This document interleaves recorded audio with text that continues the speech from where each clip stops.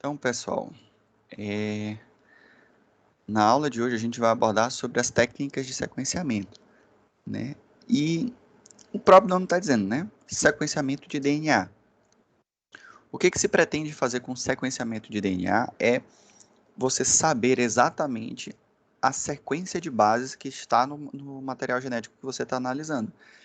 É literalmente você conhecer a ordem com que essas bases estão colocadas. Esse é o objetivo de se fazer um sequenciamento de DNA.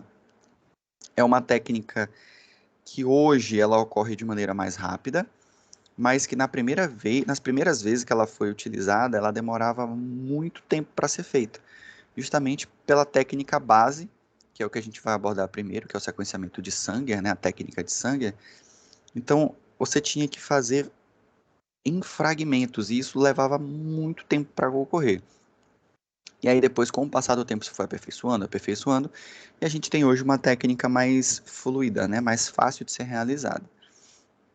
Então, Sanger é esse cidadão aí, Frederick Sanger, que ele sugeriu o sequenciamento de DNA lá em 1977. Então, quantos anos não tem isso daí, né? Só de 1977 para 1990, a gente tem ali 27 anos, né? De 90 para cá, a gente já tem 31, então já tem 50 anos em que foi proposto, né, mais ou menos isso aí, 50 anos que foi proposto o sequenciamento de Sanger. E aí vocês conseguem ver aqui, ó,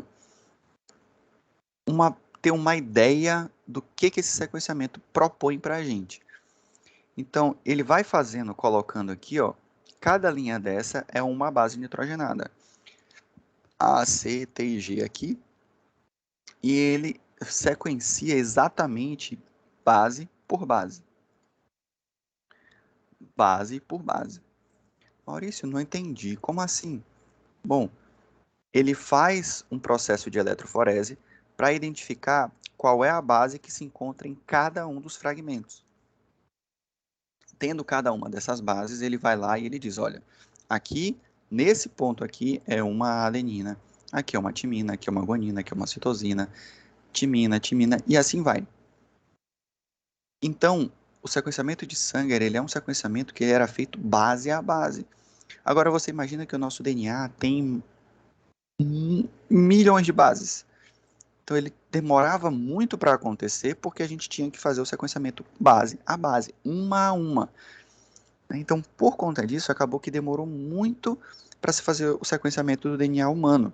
Começou-se com bactérias, né, principalmente Escherichia coli, e isso foi que o DNA é menor, e depois eles foram aumentando, né, a quantidade de material, e aí por conta disso a gente teve essa demora no processo do genoma humano, porque foi até aperfeiçoar essa técnica.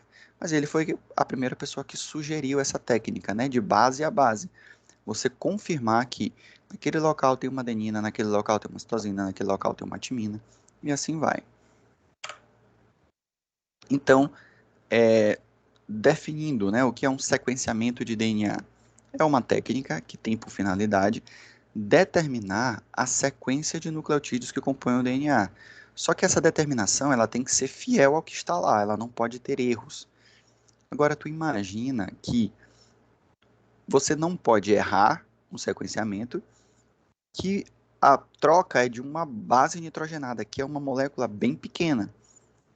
Então, a chance de você sequenciar um G no lugar do C é grande. A chance de você sequenciar um T no lugar do C, por exemplo, é grande. Né? Tem um SNP, por exemplo, né? Um polimorfismo ali, é muito grande.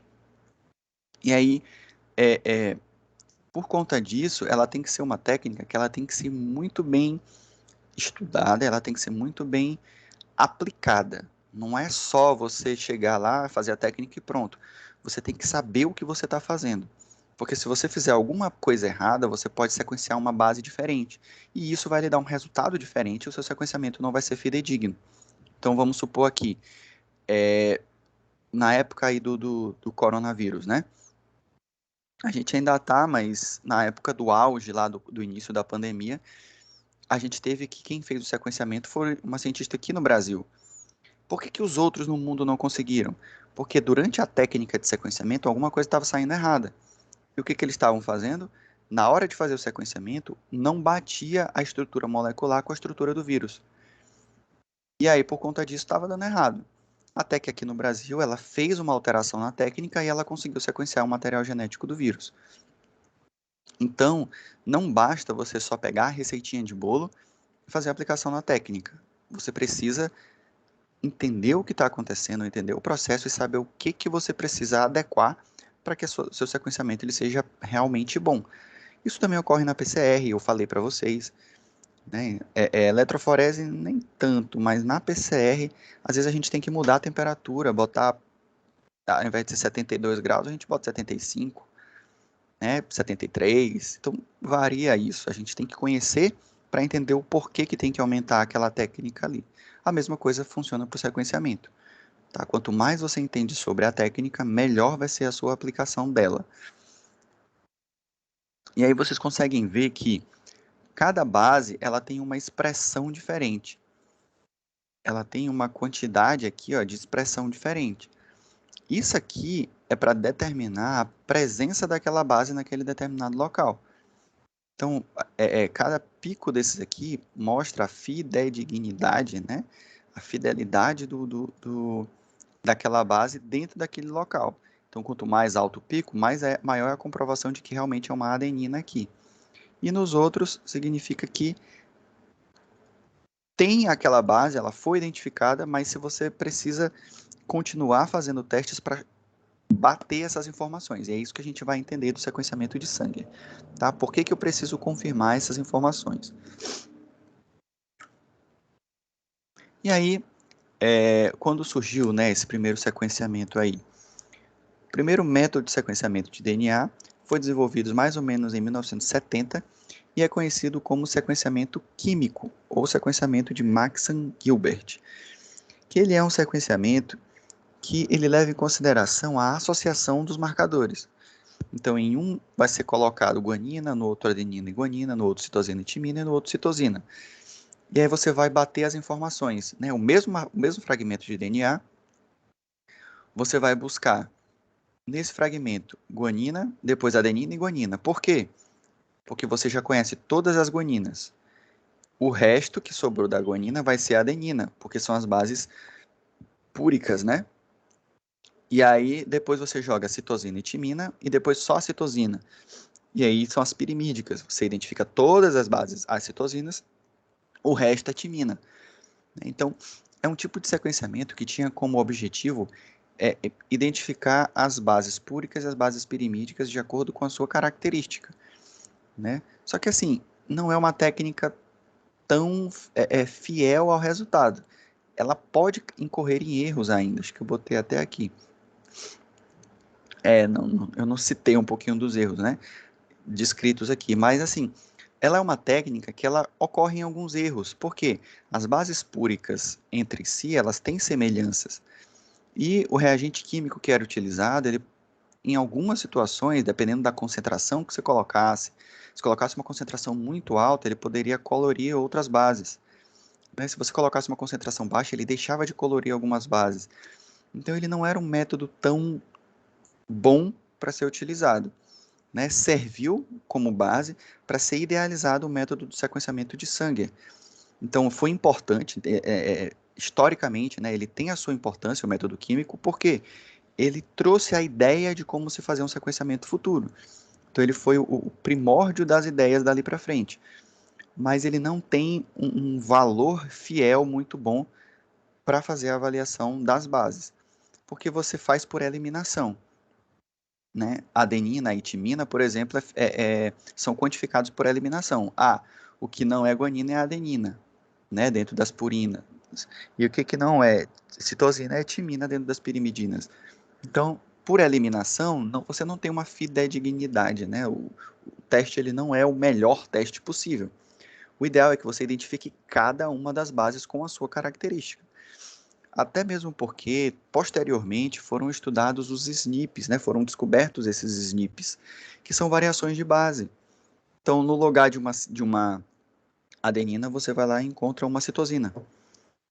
Em pessoas diferentes, né? Então, de uma pessoa para outra, você pode ter uma troca de uma base, que é um SNP, um polimorfismo de único nucleotídeo. E esse SNP, ele muda a conformação de uma enzima, por exemplo. Mas isso é individual, as pessoas têm isso, né? Nós aqui dentro dessa sala, a gente tem essa diferença de SNP, é natural que a gente tenha. Só que isso não era conhecido na época, e aí às vezes um fragmento que você encontrava como uma timina, por exemplo, na verdade não era uma timina, era uma citosina que estava lá porque o paciente teve um SNP. E aí, quando você iria sequenciar, você dizia que era uma coisa, quando na verdade era outra, porque você fazia por eliminação, tá? Então, acabou que esse sequenciamento ele não teve uma grande importância no sentido de levar para frente essa técnica, né? O sequenciamento por eliminação, digamos assim. Tá? Isso é o que eu estou falando, não está no material, não, é só para facilitar, tá? Sequenciamento por eliminação aí. Mas serviu para dar a base para o sequenciamento de Sanger, que aí sim, o sequenciamento de Sanger, ele identificava base por base. Aí ficou mais fácil. Então, o segundo método, que é o método base mais utilizado, né, até atualmente, é o sequenciamento enzimático, que é conhecido como método de Sanger, ou método de Deoxy, ou método de terminalização. Então, pelos próprios nomes do método, vocês já imaginam o que vai acontecer. O método de Sanger, você usa uma DNA polimerase, que ela tem a capacidade de colocar as bases que você tem, e cada base, quando ela coloca uma base, ela libera uma sinalização.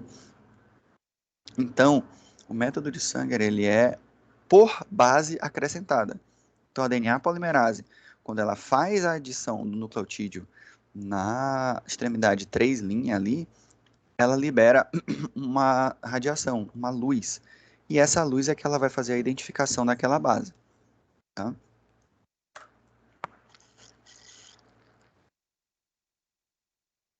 É mais ou menos isso.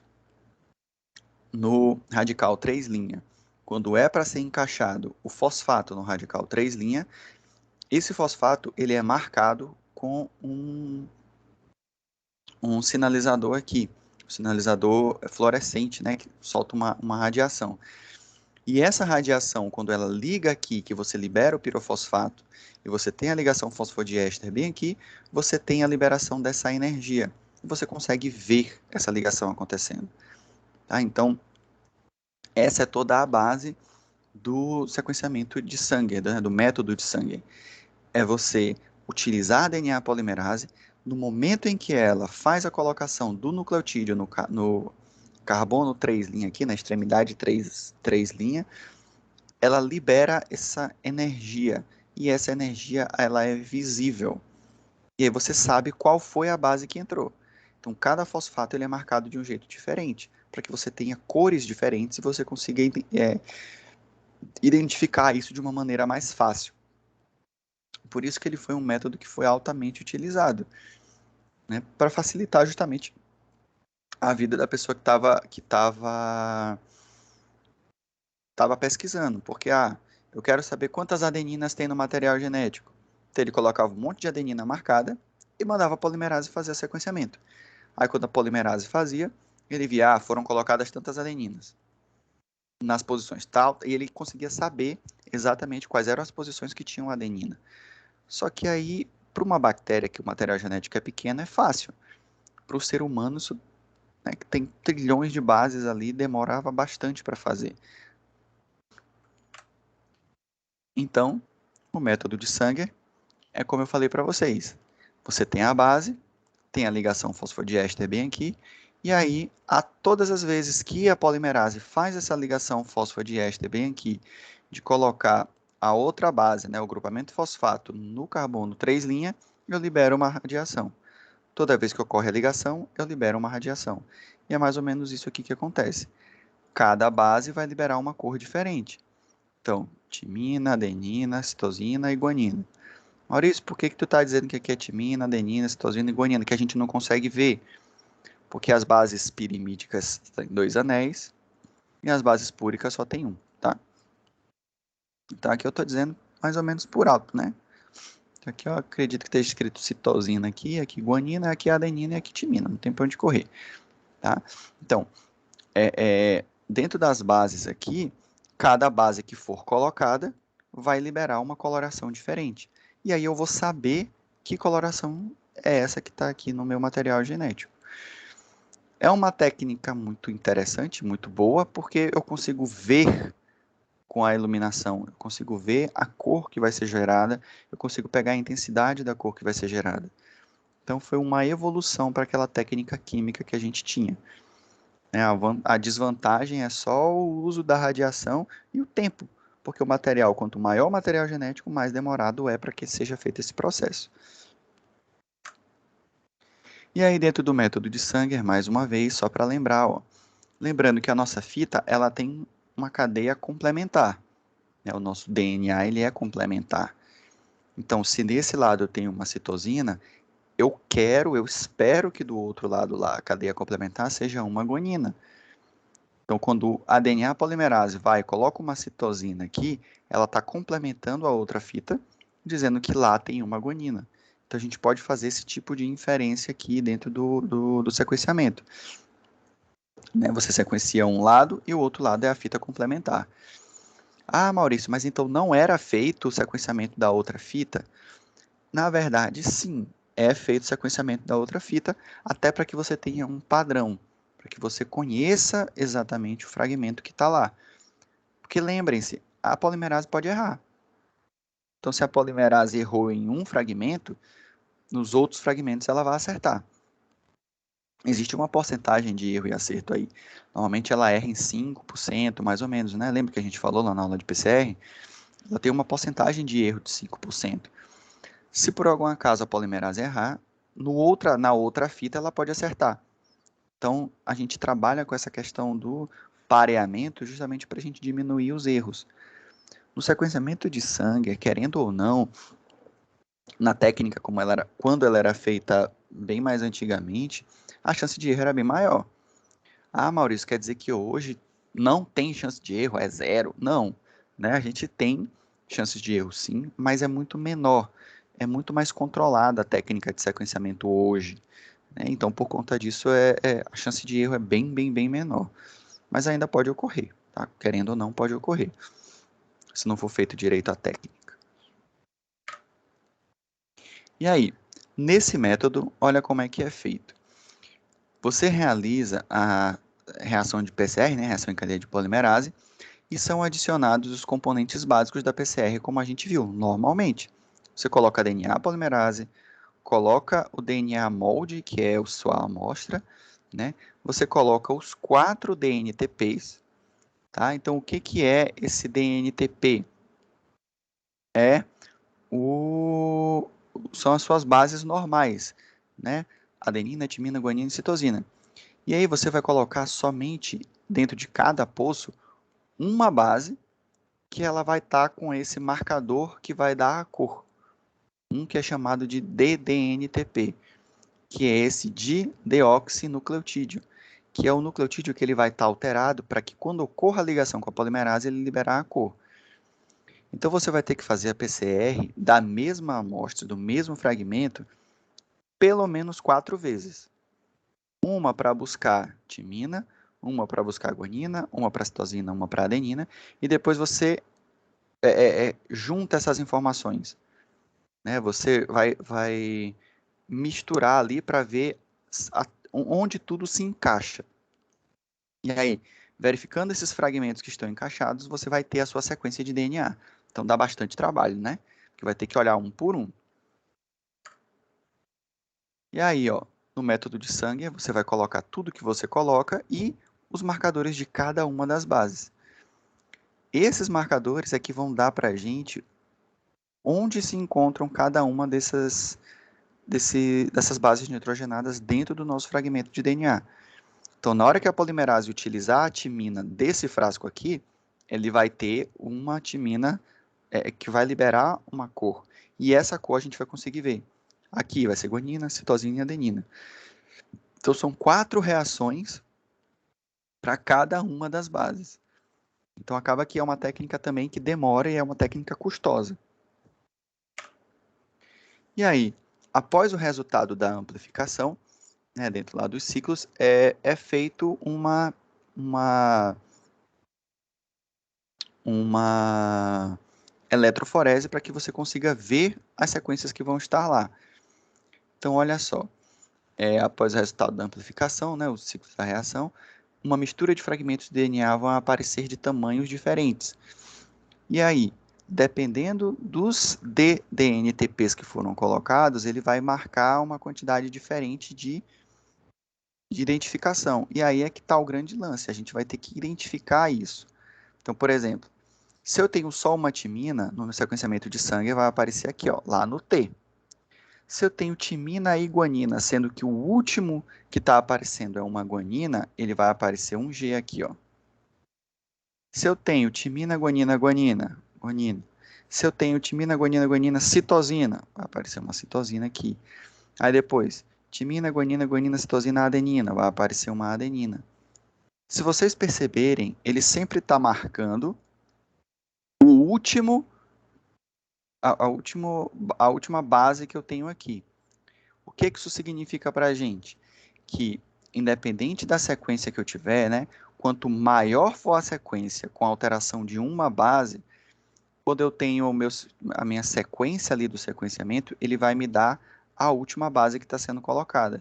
E aí, através daqui, eu consigo saber que nessa ordem, do menor para o maior, eu tenho timina, guanina, guanina, citosina, timina, do jeito como ele está aparecendo aqui, ó.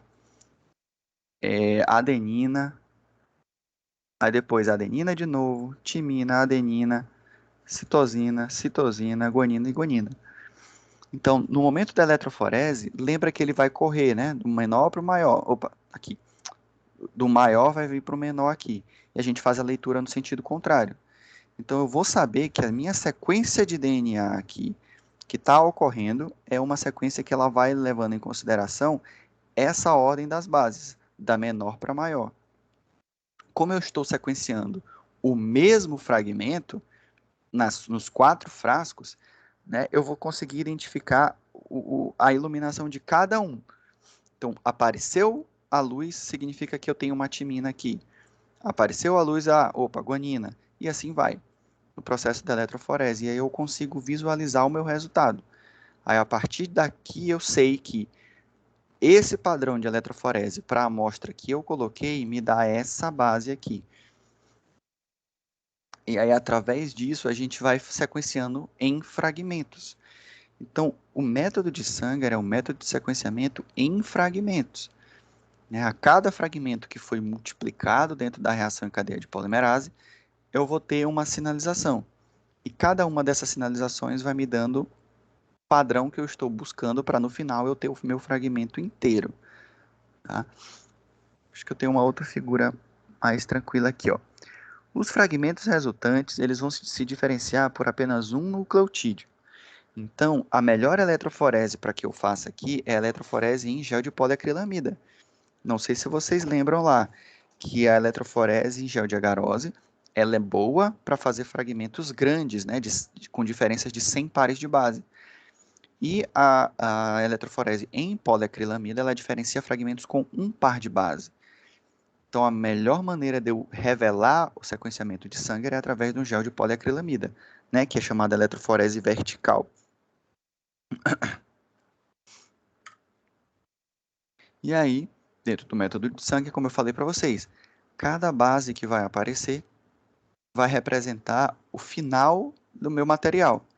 Então, aqui, se é um T, então eu sei que quando aparecer um T aqui, a menor estrutura que eu tenho começa com um T.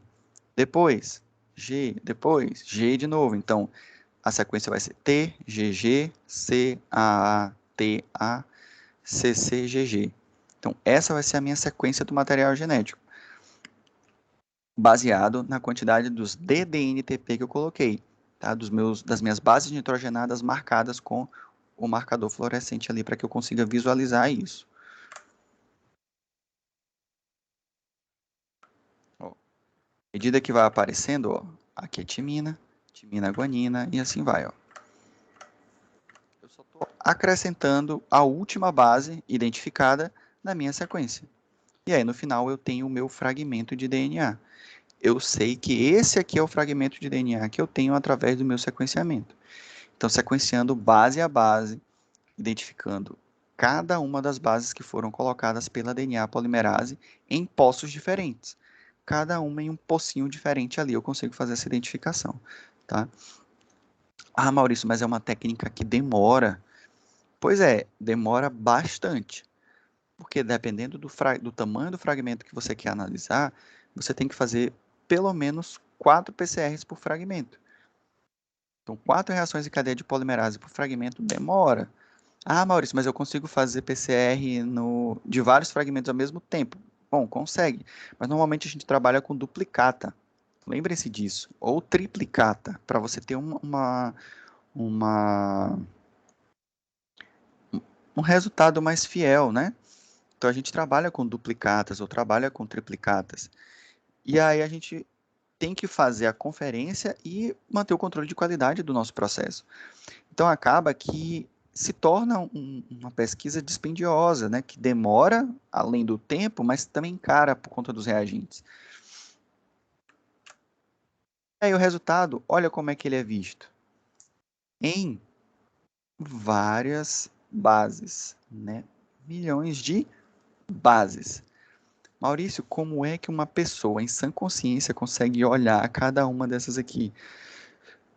Olha, fazendo a avaliação do LEDER, né, do padrão, você consegue ver cores diferentes que vão sinalizar bases diferentes.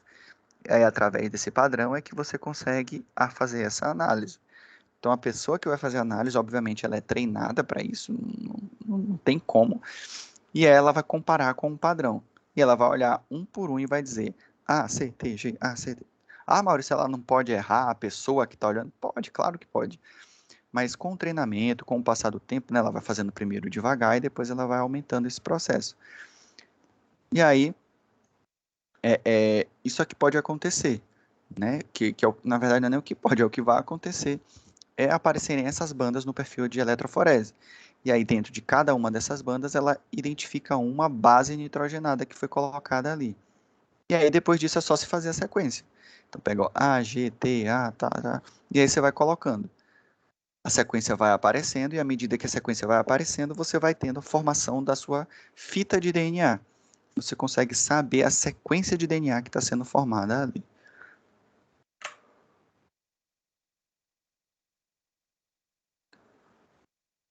E aí, com o passar do tempo e a evolução da biologia molecular, as pessoas começaram a procurar maneiras de deixar o método de sangue automático, para não ter que ficar olhando aquele processo de eletroforese, base a base, sequência por sequência, que é muito dispendioso de tempo, de olho, né? Então eles estavam querendo transformar esse método em um método automatizado. Eles pegaram o fundamento da técnica de Sanger, né, com a DNA polimerase, e eles colocaram esses marcadores fluorescentes. E aí eles chamaram o método de sequenciamento, né, automático, de método de síntese fluorescente. Né? É a mesma base do método de Sanger, com a DNA polimerase, só que agora você bota um marcador fluorescente que vai lá dar uma luz, e essa luz pode ser lida por um aparelho de PCR em tempo real. Então, assim, foi um avanço gigantesco depois da PCR em tempo real com esses marcadores fluorescentes. Porque agora o aparelho lê. Então você não precisa mais ficar lá fazendo a leitura, o aparelho já vai te dando a sequência. Então, esses sequenciadores automáticos que a gente encontra, né, eles trazem bastante já essa técnica mais avançada do sequenciamento de Sanger, que é justamente essa técnica com a fluorescência, com um marcador que vai dar a iluminação, que vai facilitar a nossa vida, para que a gente possa realmente deixar correndo e depois só fazer a análise no computador. Tá? É muito melhor, é muito mais prático. E aí, os DDNTPs, né, são colocados e eles são marcados por uma sonda fluorescente, cada um de uma cor. Então, timina, por exemplo, aqui timina é vermelho, citosina azul, adenina amarelo e a guanina verde. E isso permite com que você, quando faz o processo da polimerase encaixar esse nucleotídeo marcado dentro das bases, você vai lá e você consegue identificar qual é aquela sequência que está lá. Eu tive a oportunidade de ver um resultado, tá, de um sequenciamento desse aqui. Eu não fiz o sequenciamento, tá? Só para deixar claro. Mas eu conheci uma aluna que ela estava trabalhando com isso. Ela estava sequenciando o DNA de uma bactéria que ela estava buscando, né? Não, desculpa, de uma bactéria não. Ela estava buscando um SNP, buscando um polimorfismo, né? Uma alteração genética ali nos pacientes que ela estava trabalhando. Acho que, se não me engano, eram pacientes diabéticos. E ela estava buscando uma variação genética, né? Um polimorfismo que poderia auxiliar no melhor tratamento farmacológico com as medicações, para saber se o paciente ele tinha uma variação genética que alterava o metabolismo dos medicamentos. Então, ela estava procurando um novo SNP naqueles pacientes. E aí ela me mostrou, né, claro que não todo, né, mas ela me mostrou um pouquinho do resultado dela. E ela me mostrou a técnica. Ela, olha, Maurício, é assim que a gente faz a técnica. Então, eu faço 4 PCRs, né, em 4 potes diferentes. E dentro de cada um desses potes eu coloco um nucleotídeo marcado. Esse nucleotídeo marcado, quando ocorre o processo da PCR, ele vai me mostrando aonde tem todas as timinas, onde tem adenina, citosina, adenina e guanina. Então ele vai marcando e no momento em que eu chego com fragmentos grandes, o último fragmento que está lá, ele vai me liberar uma iluminação. Eu não entendia isso muito bem, mas como assim o último fragmento que ficou? Né? Por que somente o último fragmento? Por que não os outros? Então eu ficava muito pensativo sobre isso. E ela foi me explicando que, à medida que vai colocando as bases, vai ficando mais intenso a coloração. Então, todas as timinas aqui vão acabar deixando a coloração verde mais intensa. Então, a última base somada com as outras timinas significa que aqui é uma timina. Depois, citosina, a mesma coisa se aplica para as outras bases. Quanto maior o fragmento, né, maior a chance de você incorrer em erros. Então, no momento que ela coloca aqui o fragmento grande para o processo de replicação, ela vai ter um fragmento grande no final. E aí esse fragmento ele vai liberar essa fluorescência em pedaços, em camadas. Então, quanto maior a camada, mais difícil vai ser de ocorrer.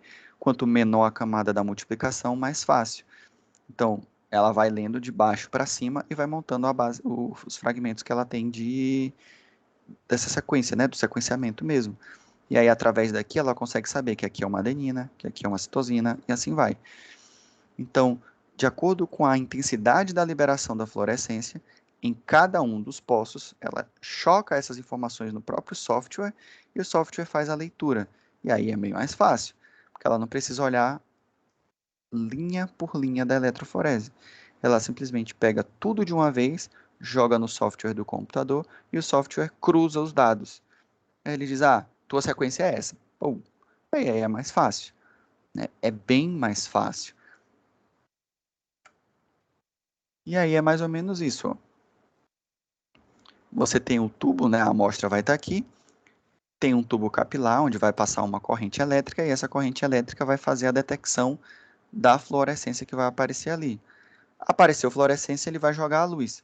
E aí essa luz, né, vai passar naquela fluorescência e vai fazer com que o detector, né, um aparelho que vai detectar essa luz, jogue a informação para o computador e o computador forme o gráfico. E aí o gráfico, opa, não está aqui. E aí o gráfico vai mostrar aquelas ondinhas assim para cima que a gente consegue ver de cada um, né? Então, à medida que vai passando, o computador vai identificando as sequências de material genético. Então, por exemplo, naquela cuba que tinha somente a timina marcada, aonde tiver timina, ele vai identificar. Então, a sequência anterior ele não sabe.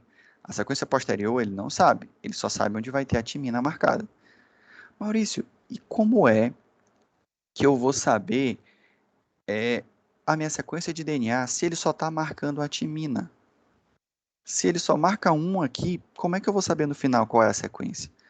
Bom, porque no da adenina, ele só vai marcar a adenina. Então você sabe que aqui tem duas adeninas, porque lá está marcando, e que aqui é uma timina. Então, na hora de o software cruzar os dados, ele vai ver no pote da adenina, no frasquinho da adenina, ele joga o laser aqui, o detector diz, ó, tem duas adeninas aqui. Então você fica com essa informação.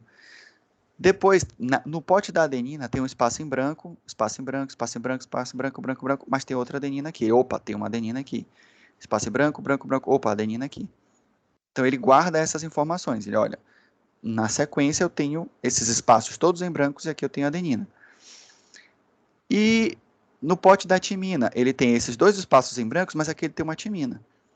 Então ele já fica, opa, pera, isso aqui eu tenho adenina, adenina, bem aqui era em branco, mas aqui é uma timina. Então, pô, timina, ele vai lá e coloca na ordem. Aqui, espaço em branco, espaço em branco, espaço em branco, timina, timina. Opa, pera, embaixo daquela adenina que eu tinha ali, eu tenho uma timina aparecendo. Duas, na verdade. E o resto tudo espaço em branco. E isso, o computador, ele vai só cruzando essas informações. Ele vai dizendo, então eu tenho aqui nessa sequência de fragmento duas adeninas e uma timina. E esse azul é o quê? Vamos, sei lá, vou dizer que é a guanina. Então eu tenho a adenina, adenina, timina, aqui é uma guanina. Então eu tenho três espaços em brancos e uma guanina. E assim o computador vai fazendo a leitura. E o software só vai montando esses fragmentos, né? Cruza as informações dos potes, né? Dos append-offzinhos lá. Cruzando essas informações, ele vai lá e monta a tua sequência de DNA. Fazendo essa montagem, você tem o seu sequenciamento. Agora, claro, né, que aqui eu não preciso olhar um por um, como eu estou falando para vocês. O computador faz isso para a gente. O computador já diminuiu o nosso trabalho de olho, né, em grande quantidade ali. E o tempo também, né, muito mais rápido para que seja feito esse processo com o software do que com o olho humano ali, olhando base por base. Então, como eu disse para vocês nas nossas aulas anteriores, uma área que, em função da biologia molecular, cresceu muito foi a área da bioinformática. Então, existem pessoas que são da área de exatas, que fazem, né, mestrado, fazem doutorado e atuam na área da bioinformática é, e ganham muito, muito, muito dinheiro mesmo desenvolvendo softwares que acelerem esse processo de leitura aqui, né, que a leitura ocorre mais rápido e que a precisão é muito maior, que você diminui a taxa de erro da leitura do computador e do cruzamento de dados do computador. Então, tem pessoas que ficam pensando em maneiras de otimizar esse processo, para que você diminua a chance de erro nessas leituras do computador. Tá? É uma área bem rica e uma área bem interessante. Tá? E aí, durante a reação da PCR, né, de forma bem aleatória, um ddNTP é inserido na cadeia no lugar do respectivo DNTP, como eu falei para vocês, e aí a polimerização da cadeia é finalizada. Dessa forma, você para o processo de reação. Então, na hora que esse ddNTP é colocado, a polimerase não consegue mais colocar base ali. E aí você sabe que naquele ponto da PCR você tem um marcador fluorescente que vai dizer, opa, a base que se encontra nesse local bem aqui é uma base fluorescente. E aí você sabe que ali você tem uma timina, por exemplo. Exatamente, naquele fragmento é uma timina.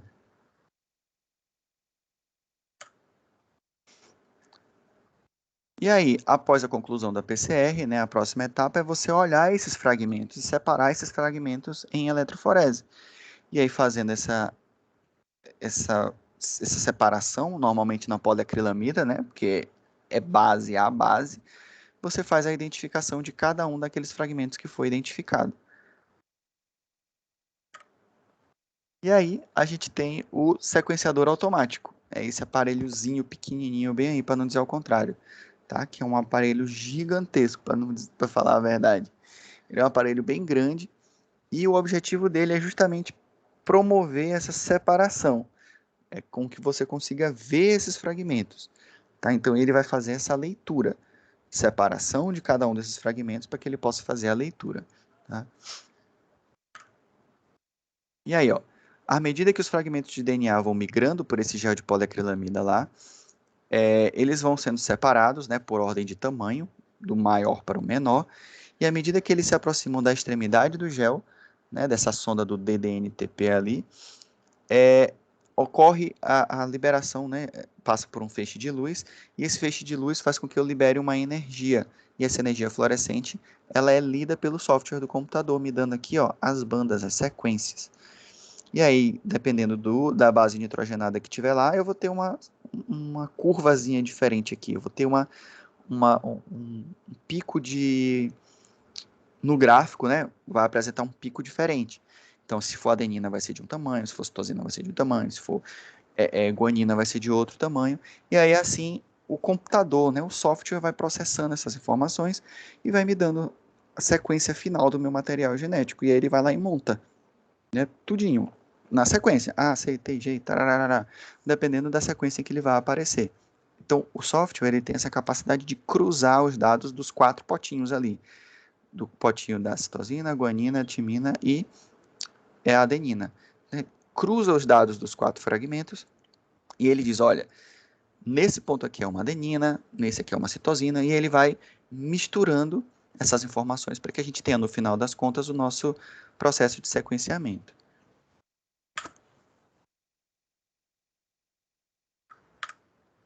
E aí, o resultado vai aparecer assim, como eu falei para vocês, né, em forma desse eletroferograma, né, que é a forma das curvinhas aí, ó.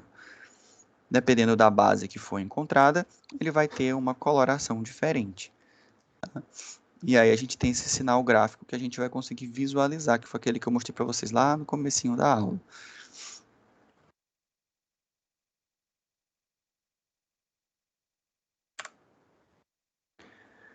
Um eletroferograma, né, é composto por uma sequência de picos de 4 cores diferentes, um para cada base, né, que foram adicionados após o processo de polimerização. E aí, para cada um, vai me dizer que a sequência é aquela base que está presente ali. Então, quando tem verde, eu sei que é adenina, vermelho é timina, preto é guanina, timina e azul é citosina. Tá?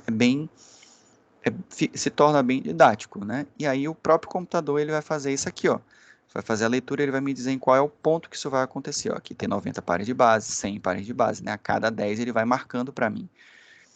E aí eu sei que a fita complementar é o contrário. Se eu tenho uma timina aqui, na fita complementar é uma adenina, e assim vai também. Mantendo a técnica, né, da biologia molecular ali dentro do processo de PCR, trabalhando com a fita complementar também.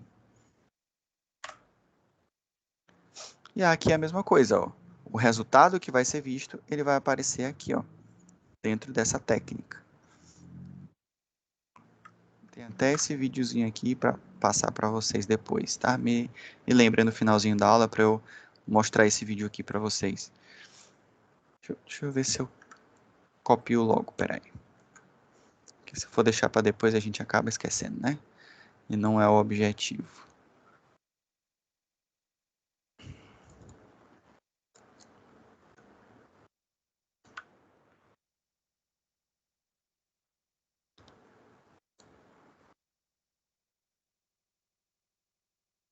Deixa eu botar aqui.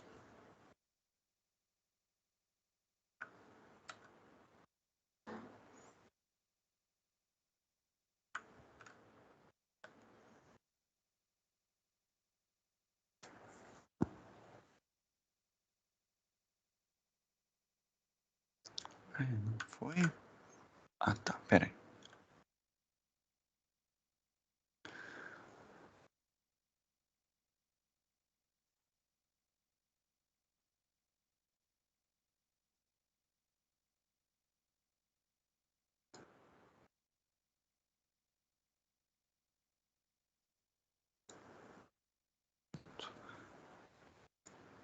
Tá aqui.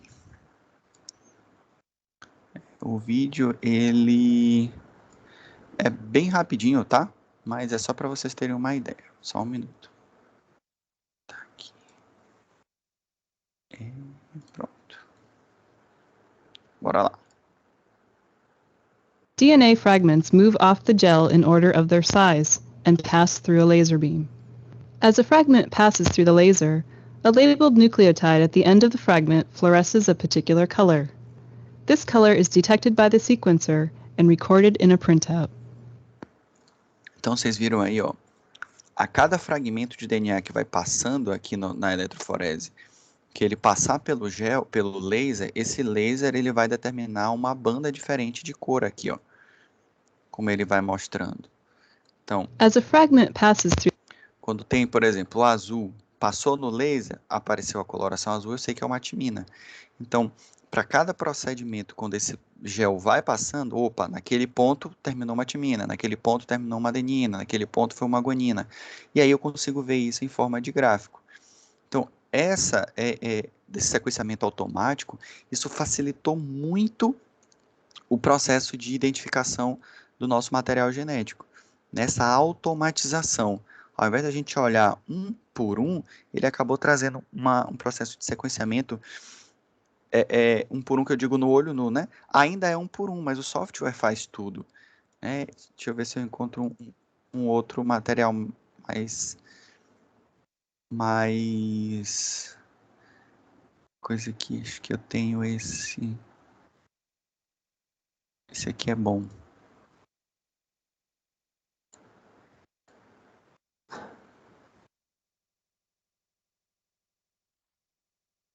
Pronto, esse aqui é melhor de a gente ver.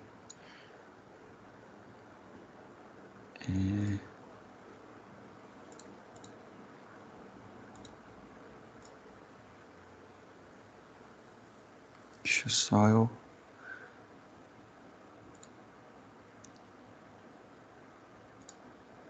Bora tentar aqui.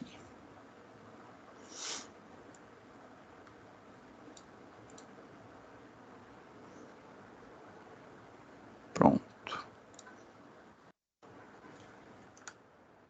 Vamos lá. Vou botar esse outro material para vocês aqui, que também é bem legal.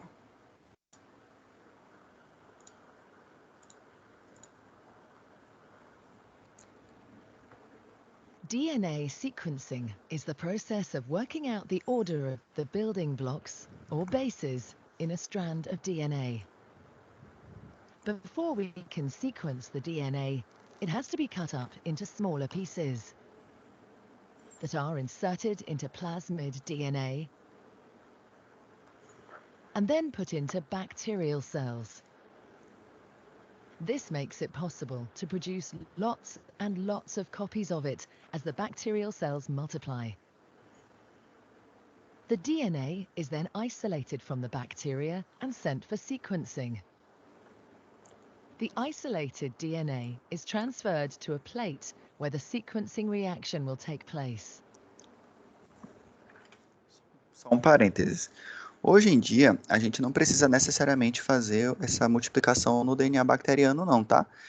A gente pode fazer reação em cadeia de polimerase mesmo em tempo real, PCR. Então, é muito comum hoje a gente fazer PCRs, reação em cadeia de polimerase, multiplicar esse fragmento de DNA em milhões, né, em grande quantidade, a gente purifica esse material, que existe uma técnica para isso, de purificação do material genético, e depois disso você manda para o sequenciamento. Tá? Não é necessariamente dessa maneira com o plasmídio e a transferência para bactérias, não. Tá? Isso aí é uma maneira de se fazer, que era bastante utilizada, mas hoje a gente pode fazer isso por PCR mesmo. Corta o fragmento, estabiliza o fragmento e faz a reação em cadeia de polimerase, purifica e manda. Tá? A gente pode fazer isso hoje em dia. Inclusive, até aqui em São Luís a gente já fez desse jeito, tá? Só para constar. A mixture of ingredients is added.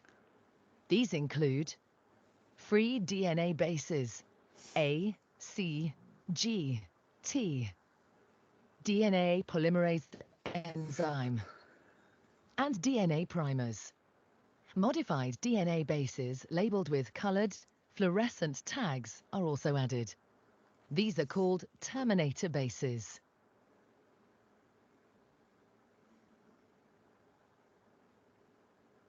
To start the sequencing reaction, everything is heated to 96 degrees Celsius.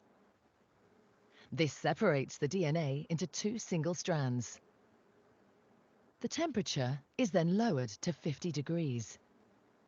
This enables the DNA primers to bind to the plasmid DNA. The temperature is then increased to 60 degrees, and the enzyme DNA polymerase binds to the primer DNA. DNA polymerase starts making a new strand of DNA by adding unlabeled DNA bases to the target DNA. It continues to add DNA bases until a terminator base is added. These terminator bases have been chemically altered so that no more bases can be added to the new strand of DNA. Once a terminator base is added, the DNA polymerase enzyme stops making DNA and falls away from the strand. Everything is then heated to 96 degrees Celsius again to separate the new DNA strand from the original strand. This process of heating and cooling is repeated again and again to produce lots of fragments of DNA of different lengths.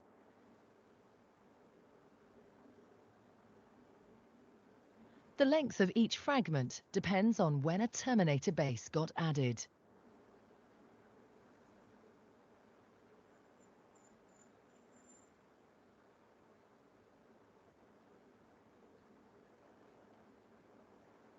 To read the sequence of the DNA, the various fragments are separated by length using a process called electrophoresis. A capillary tube is lowered into each well of the plate and an electrical charge is applied.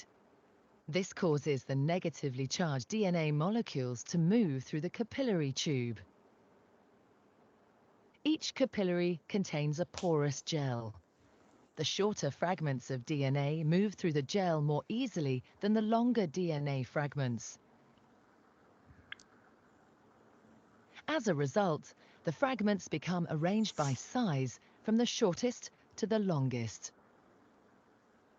As the DNA fragments come to the end of the capillary, a laser makes the terminator bases light up. The color is detected by a camera and recorded.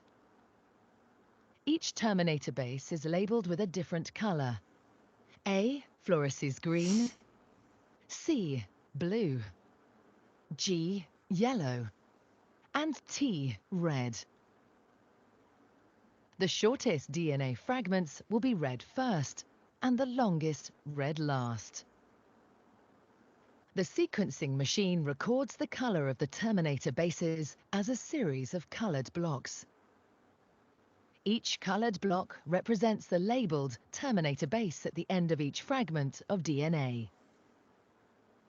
By converting the colors into letters, we get the sequence of our piece of DNA.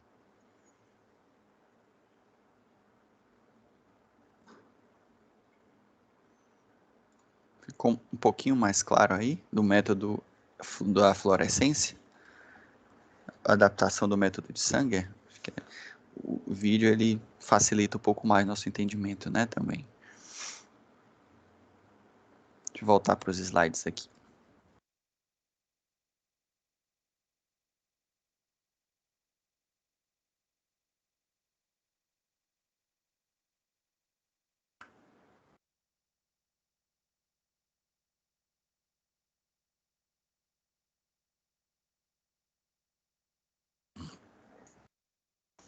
E aí, galera, a ideia, né, do processo de sequenciamento é mais ou menos essa, né? Justamente fazer com que a gente tenha esse entendimento dessa sequência que está aparecendo ali. Então, para cada base que é colocada, né, para cada sequência de material que é colocado ali, eu vou ter esse fragmento que vai me dizer que ali terminou. E aí eu vou ter a minha sequência de bases. À medida que o software vai fazendo a leitura, ele vai fazendo a leitura, como eu falei para vocês, do menor para o maior, e aí eu vou saber quais são as bases que estão naquela sequência. Exatamente. Então, isso é pelo método automático, tá? Pelo método da fluorescência aí. O método de Sanger a gente tinha que fazer um por um, olho por olho, né? Aqui não, aqui a gente já consegue fazer isso de uma maneira mais rápida, mais automatizada mesmo, tá? E aí aqui a gente tem o chamado aparelho de sequenciador automático, como eu falei para vocês que ele é pequenininho, né? Então não sei se vocês têm a ideia do tamanho, por exemplo, de um mouse aí de computador, acredito que todo mundo já tenha visto. Então, ó, o tamanho dele para um aparelho de mouse de computador aí, ó. Então, ele é um aparelho bem grande, ele ocupa bastante espaço, mas ele é um aparelho que ele precisa de todo esse espaço para que ele faça seu procedimento, para que a iluminação passe por ele, para que ele faça a leitura, interprete o dado aqui no software do computador e jogue para o computador para que a gente consiga ver, né, para o monitor aqui, na verdade, para que a gente consiga ver os resultados aqui, ó, em forma de gráfico. Tá? Então, ele é um aparelho relativamente grande, mas ele precisa de toda essa estrutura para que ele consiga quantificar, né, nos dar essa sequência desse material genético. Então, o sequenciamento é justamente a técnica para que você veja a sequência de bases que vão formar o material genético, que a gente falou lá na aula sobre genoma humano, né? Que o grande lance era descobrir a sequência de base do nosso genoma humano. Por quê? Porque se eu descubro a sequência de base do genoma humano, eu consigo saber todas as doenças, eu consigo saber as características, eu consigo saber um monte de coisa. Era o que se pensava. Né? Depois foi que a gente descobriu que não é bem assim ainda. Ainda tem outras coisas que a gente pode pensar em relação ao material genético humano e que tem que ser estudado. E aí, quais são as aplicações, né, do sequenciamento de DNA? Principalmente no projeto Genoma Humano, foi uma das principais aplicações aí. Descobrir qual era o genoma humano, fazer com que a gente identificasse esse material genético para que a gente pudesse estudar doenças e assim vai. Então, a principal aplicação no início era justamente aplicar no projeto Genoma Humano.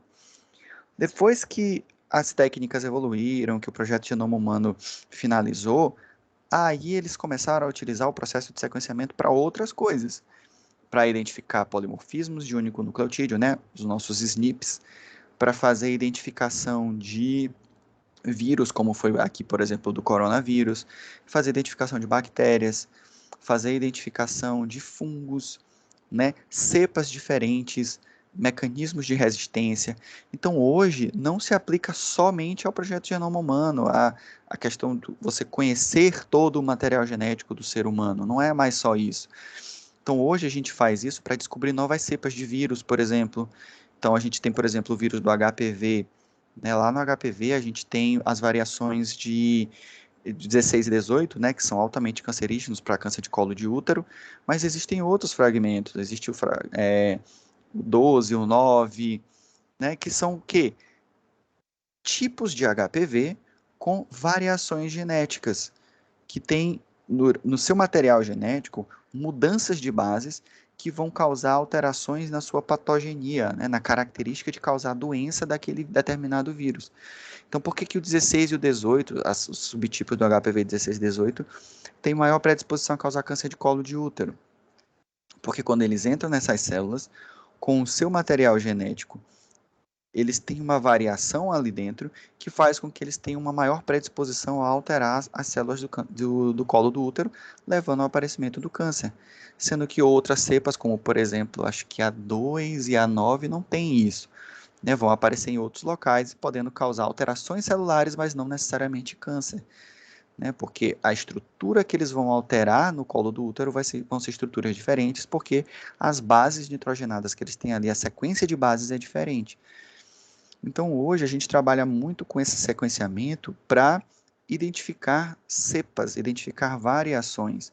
Então, a gente viu aí a variante Delta do coronavírus, né, que veio com tudo aí, que eles chamavam de variação indiana, mas aí tiraram essa nomenclatura, porque o pessoal começou a ficar com medo de falar qualquer pessoa que fosse indiana, né?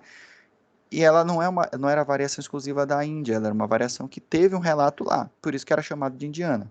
E aí eles tiraram isso e começaram a chamar de variante delta. Então, alfa, beta, gama, delta. Do alfabeto, acho que é grego, né? Alfa, beta, gama, delta. E aí tinha essas variantes, então não existe só a delta, existem as variantes alfa, beta, gama e a delta. Só que a delta ela teve uma maior patogenia depois das outras, ela começou a ter uma possibilidade de maior gravidade. E aí ela foi identificada. Qual é a diferença da delta para a alfa, por exemplo? A alfa foi a primeira que foi identificada e a delta foi a quarta, sei lá, a quinta. E essa delta ela tem uma maior possibilidade de causar morte nos pacientes, porque geneticamente o vírus da variante delta tem uma alteração de base que é mais agressivo. Tá? Então, a gente está usando essas técnicas de sequenciamento, né, principalmente o sequenciamento de fluorescência, justamente para identificar sequências de bases que são diferentes e identificar pequenas variações. Aqui a gente não vai precisar necessariamente fazer todo aquele processo para um material do genoma humano inteiro, porque a gente está estudando agora, por exemplo, vírus, bactérias, que o material genético é menor. A técnica é a mesma, mas o material genético é menor. E aí eu lembro a vocês, a gente não precisa aqui multiplicar dentro de uma bactéria, a gente pode multiplicar através de reação em cadeia de polimerase. Aumenta-se a quantidade pela PCR, da PCR purifica aquele material e depois da purificação leva para o sequenciamento. Tá? Então, a gente pode fazer tudo isso sem precisar clonar, né, entre aspas aí, não é nem entre aspas, mas clonar aquele fragmento que a gente quer em um plasmídio e desse plasmídio levar para a PCR para ali sim fazer a reação. Então, a gente pode fazer logo de uma vez na PCR, que aí a gente já vai ter a nossa sequência de material ali pronta para ser feito o sequenciamento depois. Tá? Então, hoje, a aplicação do sequenciamento já não se limita mais ao genoma humano. Ela se limita a... Não, na verdade, nem se limita, né?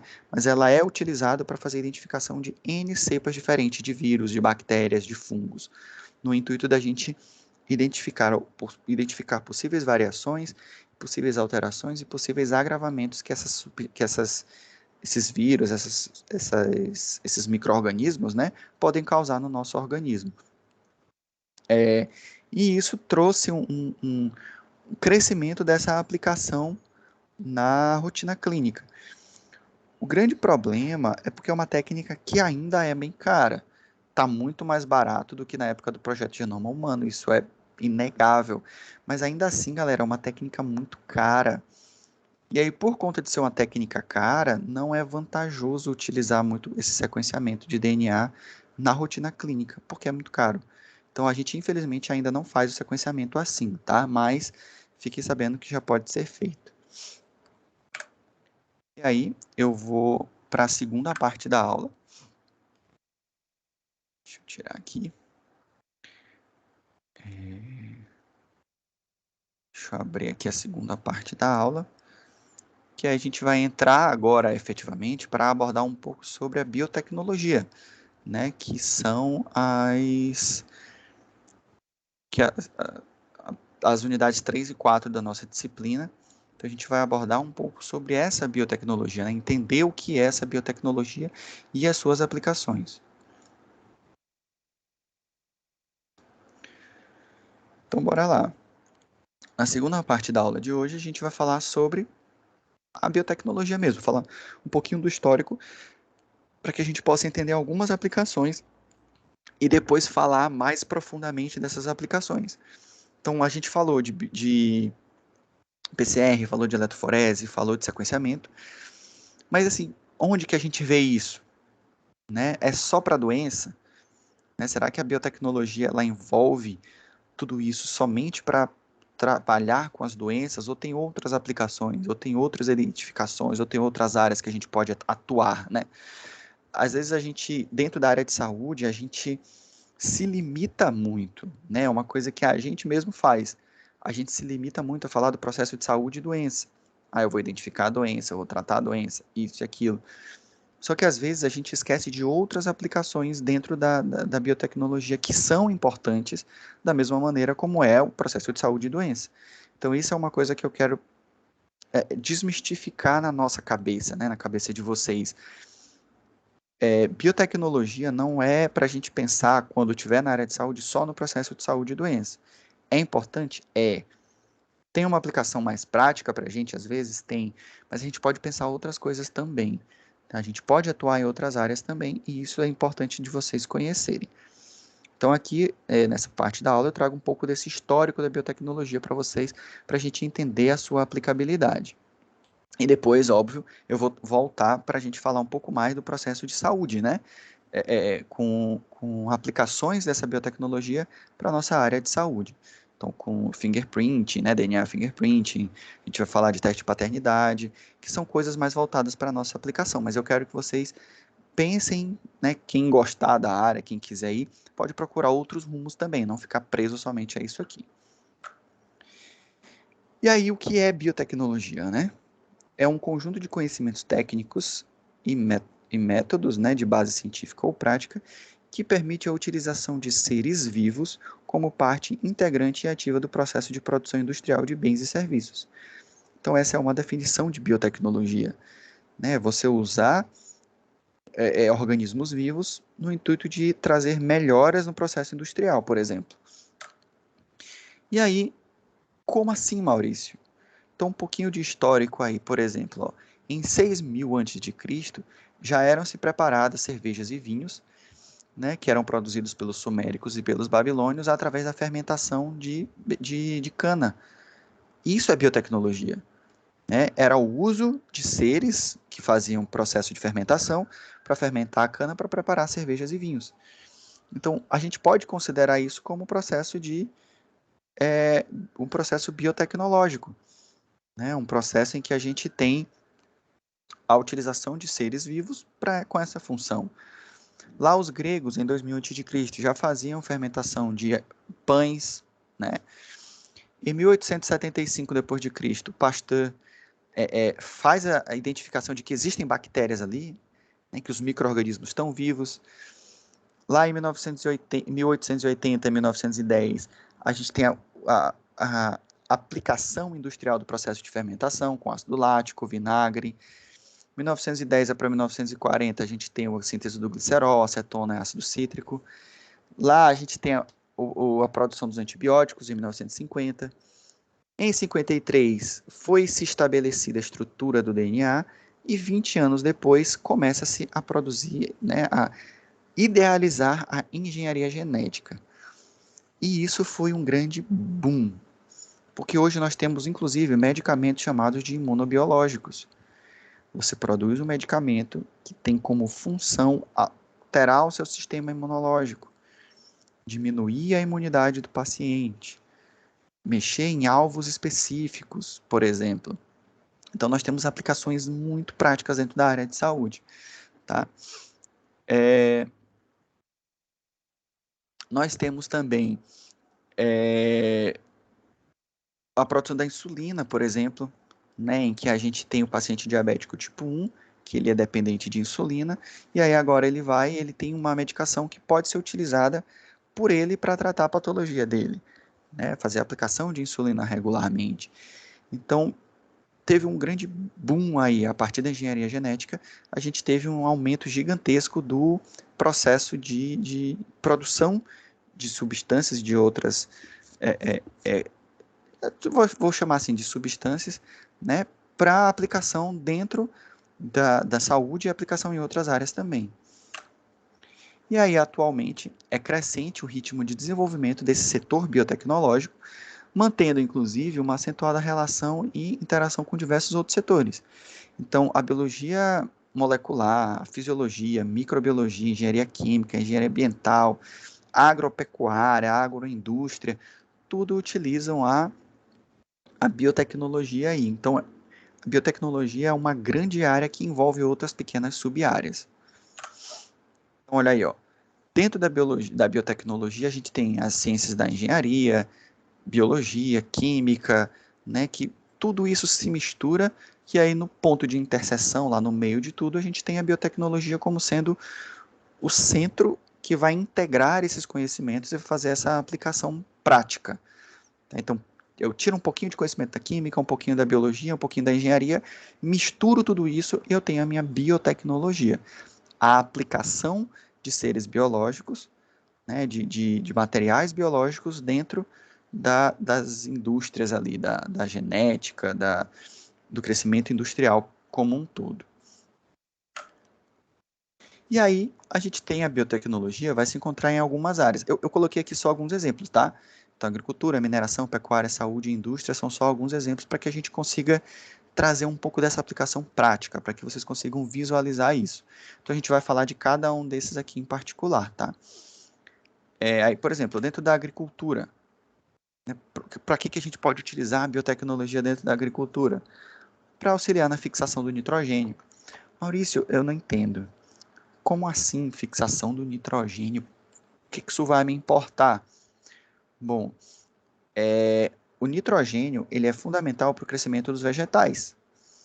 Então, existe um chamado ciclo do nitrogênio, que é o ciclo em que os vegetais eles fixam o nitrogênio que está próximo ali do solo, no ar, pegam esse nitrogênio e fazem a fixação para a produção de alguns aminoácidos que são os nossos aminoácidos essenciais, né? Aqueles que nós seres humanos, não produzimos, que a gente precisa ingerir dos vegetais, que os vegetais produzem.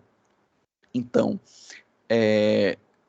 eles precisam desse nitrogênio para produzir seus aminoácidos. E aí, por isso, esse nitrogênio ele acaba sendo retirado do ar, entra na terra pela raiz e aí a planta vai lá e fixa ele. Então, eu não sei se vocês sabem, mas durante muito tempo eles utilizavam esse nitrogênio, eles facilitavam, na verdade, a fixação do nitrogênio, colocando minhocas nas plantações. Então, a minhoca, quando ela se move pela plantação, né, pela terra, ela facilita a entrada de nitrogênio próximo da raiz das plantas. E isso faz com que aumente a fixação de nitrogênio. Hoje, são colocadas, as plantas, né, podem ser alteradas geneticamente para que elas tenham uma maior fixação de nitrogênio. Então, o nitrogênio passa ali perto da raiz, ela consegue ter uma capacidade maior de captação desse nitrogênio para que ele seja utilizado. Então, isso foi uma alteração que foi feita geneticamente para aumentar essa fixação do nitrogênio e você produzir plantas com mais aminoácidos ali, né? Fazer com que as plantas produzam aminoácidos em maiores quantidades. Então, foi uma evolução da engenharia genética e da biotecnologia. Pode-se fazer controle de pragas, então, fungos, né? Evitar o aparecimento de fungos, por exemplo, na cigarrinha, folha de cana, diminuir o aparecimento de vírus, né? Fazer com que as plantas sejam resistentes a esses micro-organismos. Os parasitas de mosca, por exemplo, as vespas. Evitar o aparecimento de bactérias, né, que podem causar toxinas, como, por exemplo, a lagarta do algodão. Você produz uma bactéria que produz uma toxina que mata a lagarta do algodão, mas que não altera o algodão e não causa mal nenhum a outra pessoa que esteja lá. E aí você coloca e mata a lagarta. Né? Então, você pode colocar, por exemplo, na cana-de-açúcar, você coloca uma substância que mata o parasita, que é a mosca que vai lá tentar se alimentar daquela cana. E aí, por conta disso, você protege esse material injetando toxinas ali dentro, injetando outras substâncias que não vão causar mal para a gente, mas que vão causar mal oh meu Deus, me fugiu a palavra. Não é parasita, é pro predador daquele vegetal, por exemplo. Então a gente vê bastante isso com essa aplicação dentro da agricultura. Então olha aí, ó. A gente tem a lagarta, por exemplo, que vai comer ali a cana, e aí você coloca uma vespa, produz ela em grande quantidade, né, através de engenharia genética, produz ela vai lá e ela mata essa lagarta. Então ela meio, né, matando a lagarta não vai comer a plantação. Isso também é biotecnologia. Tá? E isso aqui é produzido geneticamente para ser solto ali, não ter uma capacidade de multiplicação, para não virar uma epidemia desse besouro ali. Então ele vai simplesmente fabrica ele, entre aspas, aí, geneticamente, faz com que ele tenha o seu processo de desenvolvimento, mas ele não é capaz de se reproduzir. Então depois que ele chega à vida útil dele, ele vai lá e morre. Então, por mais que ele tente se reproduzir, ele não vai produzir novos ovos e assim. Então, você não vai ter uma grande quantidade desse inseto. Isso é engenharia genética, isso é biotecnologia. Tá? E aí você mata o parasita aqui, depois que o parasita morre, ele também vai lá, passa um tempo, depois ele morre. E aí você não fica com uma alteração no bioma ali. Tá? Na agricultura, aqui nesse ponto da agricultura, a gente tem um debate gigantesco que eu acho que não vale a pena a gente entrar tanto, mas é o que eu não posso deixar de falar para vocês, que é a melhoria da produção agrícola com sementes geneticamente modificadas, que são os chamados transgênicos. Né, os transgênicos eles são passíveis de debates, inclusive nós temos no própria internet, aí nas páginas de internet, debates gigantescos em se tratando dos transgênicos.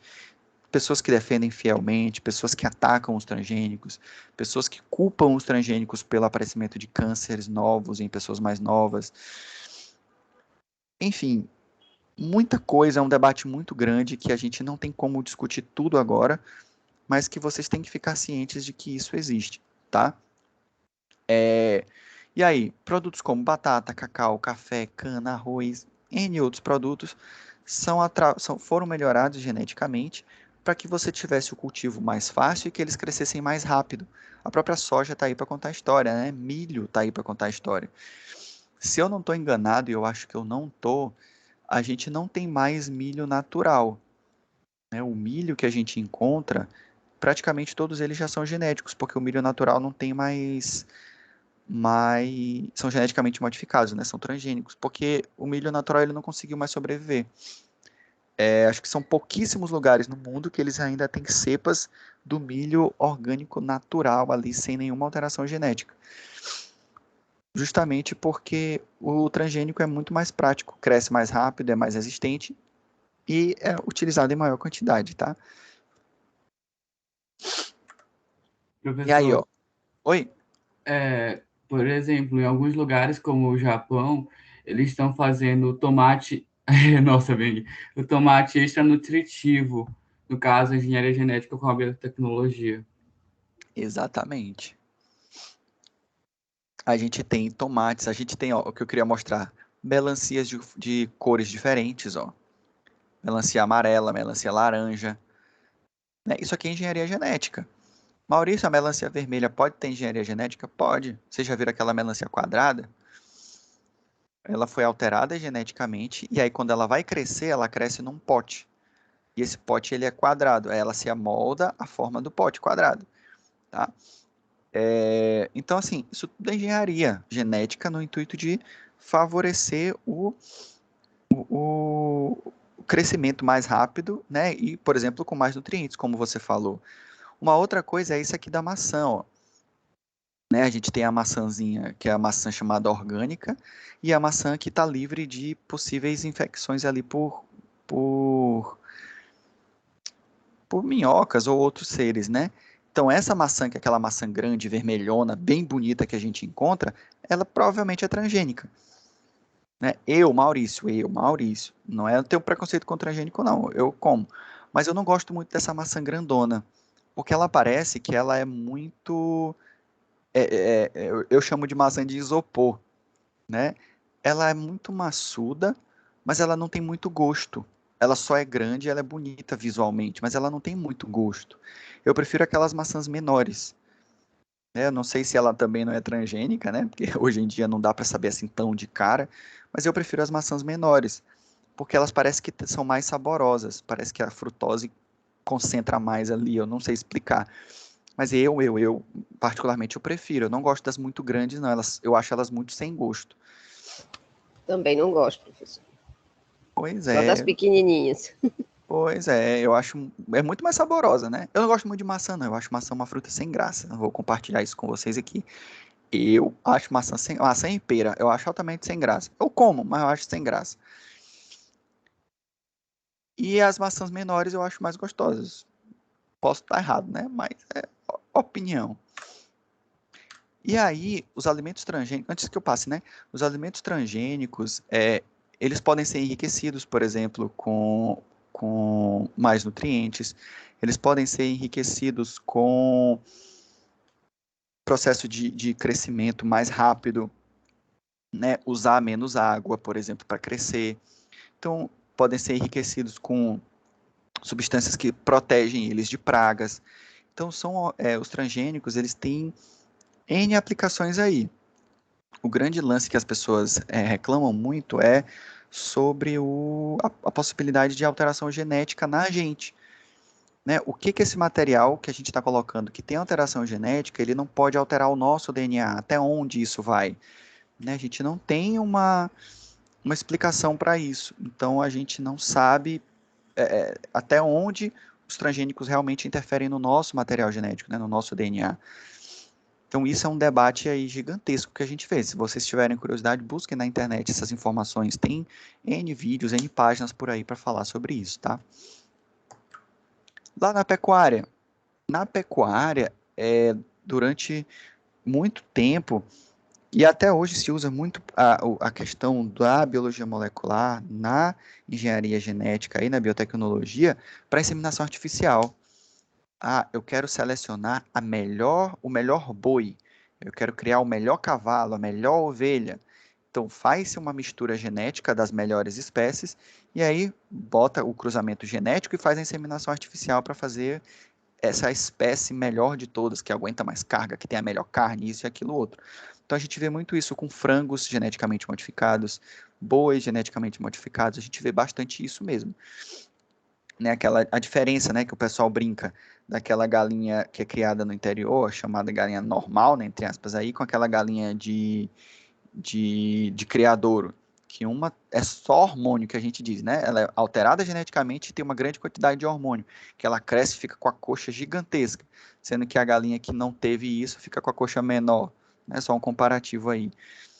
Mas na pecuária é muito forte isso, né? Da produção genética, da engenharia genética para a aplicação. Eu não sei se algum de vocês aí é fazendeiro, eu não sou, né? Mas eu não sei se algum de vocês aí é fazendeiro, e quem é fazendeiro conhece muito bem isso aqui. Não faz parte muito da minha realidade, essa questão da pecuária. Mas eu conheço um cara que ele tem umas cabeças de gado lá no interior do Piauí, que ele estava me dizendo que os caras lá, quando querem mesmo botar para vender os bois e tal, tem um certificado de autenticidade, com inseminação artificial, com realmente o direcionamento da engenharia genética ali. Então, lá isso é muito forte para quem trabalha com isso de pecuária, né? Aí pode-se fazer a transferência de embrião para que cresça em uma vaca geneticamente modificada, possa ser gerada em outra, e a partir dali manter o processo de geração. Então, assim, a gente diminui o intervalo de gerações, né, fazendo com que a reprodução ocorra mais rápido. Então, na pecuária, isso é bem, bem intenso mesmo, né? Quem conhece aí sabe muito melhor do que eu essa área dentro da pecuária. Então, olha aí o que eu falei para vocês da galinha, ó. Então, aqui são as galinhas que não são geneticamente modificadas e aqui são as que já são, ó. Praticamente o mesmo tamanho durante o processo de desenvolvimento, tem um crescimento consideravelmente diferente, né? Então, olha como eram as galinhas antigamente e olha como são, né, era em 2005 aí, ó. É um crescimento gigantesco, né? Um desenvolvimento mais rápido com o passar dos dias, né? Então, na mesma quantidade de dias, essa outra aqui cresce mais rápido, então já está pronta para o abate, diferente das outras que não estão, tá? Professor, a minha bisa costuma falar até que a questão do osso da galinha, da galinha caipira, nessa galinha que a gente cria em casa, ela disse que até o osso é diferente, o osso delas é mais resistente, é mais forte, e esse de granja não. Se a gente for, quebra muito facilmente das galinhas de caipira, que eles chamam, tu falta quebrar teu dente, mas não quebra o osso da galinha. Aí ela fala também que a questão do osso também é bastante visível, utilizado também para diferenciar uma da outra. Pode ser, né? Eu também não sei, mas pode ser. Foi até interessante você comentar isso. Vocês sabiam que existem animais, eu não sei se existe algum vegano ou vegetariano aí, né?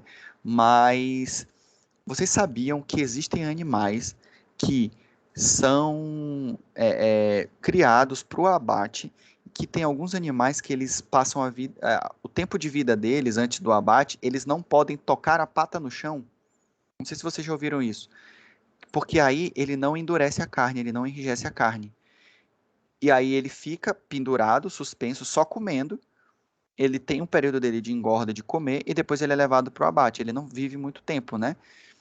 Que é para a carne não ficar dura, porque a contração muscular do peso dele sobre a pata no chão endurece a carne. Então, existem animais que eles passam por isso. Então, o osso desses animais realmente é mais frágil, né? Por exemplo, aqui, como você falou da galinha, essa galinha de granja aí, por que o osso dela pode ser mais frágil? Porque ela tem um processo de crescimento muito acelerado e não dá tempo de amadurecer o suficiente, né, de maturar o suficiente. E aí, por conta disso, o osso dela realmente pode ser mais frágil mesmo.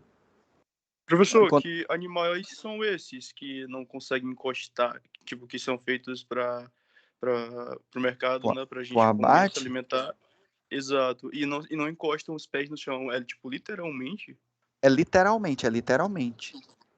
Eu já vi, eles falaram de leitões e alguns tipos de boi, de gado. É verdade, professor, realmente. E a peça desse tipo de animais é muito É caro. caríssima, Tipo, exato. tão caro, que, tipo, chega uma pessoa que vive com salário, ela não compra uma peça dessa, porque vai o salário inteiro. Real. Isso. É muito caro. Mas são suínos, alguns tipos de leitões e alguns bovinos são assim. Ele não toca o pé no chão. Passa a vida inteira suspenso, pendurado, só comendo. Chegou num certo nível de maturação, né, de desenvolvimento, ele é levado para o abate direto, sem encostar o pé no chão, né, mesmo. E por que eu falei de vegetarianos e veganos, né? Porque, assim, normalmente, vegetarianos e veganos conhecem mais essas técnicas de abate, né? Compartilham mais essas informações. As pessoas que se alimentam de carne, né, também, normalmente não conhecem tanto essas informações. Eu tenho um primo que ele é vegano mesmo, ele abandonou o consumo de carne há muito tempo, acho que tem mais de 10 anos já que ele abandonou, e ele me informava muito disso, né? Ele trazia muitas dessas informações, então mostrava muita coisa pra gente aqui na minha família. E aí eu aprendi olhando muito isso com ele, né? Eu não sou vegano nem vegetariano, eu não consigo, né? Eu gosto bastante de carne, mas eu entendo algumas coisas desses procedimentos que ele estava mostrando, né? Então por isso que eu comentei isso com vocês. E realmente tem, e eu vi nesses vídeos que ele mostrava pra gente, nessas informações que ele trazia pra gente, esse tipo de criação. Inclusive, eu tô tentando me lembrar aqui do nome, que tem um tipo de suíno que ele não chega nem a crescer. Como é que chama o nome, meu Deus? Eu não lembro se é a vitela, que é um tipo de carne de porco. Como? A vitela é do boi, do A vitela é bezerro. do boi, né? Meu Deus, então qual é o do porco? Eu me esqueci. Tem um tipo de carne de porco, que eu esqueci o nome agora, que o porco, ele nem vai para a fase adulta. Ele é sacrificado, né? Ele entra para o abate pequenininho ainda, então ele come, cresce e a carne ela não tem tempo de amadurecer muito. Então ela fica uma carne bem imatura, digamos assim, de crescimento, né? Mas que é uma iguaria em alguns países, né? Eles entram com um sacrifício mesmo realmente com ele bem novo. Eu me fugi o nome agora, galera. Eu tava pensando que era a vitela, mas já me corrigiram aí que a vitela é do boi, então eu não sei. Mas tem uma carne de porco que é assim, ele é bem novinho, ele vai pro abate bem novinho mesmo. E que é uma iguaria. Tem países que cobram caríssimo por esse tipo de carne também.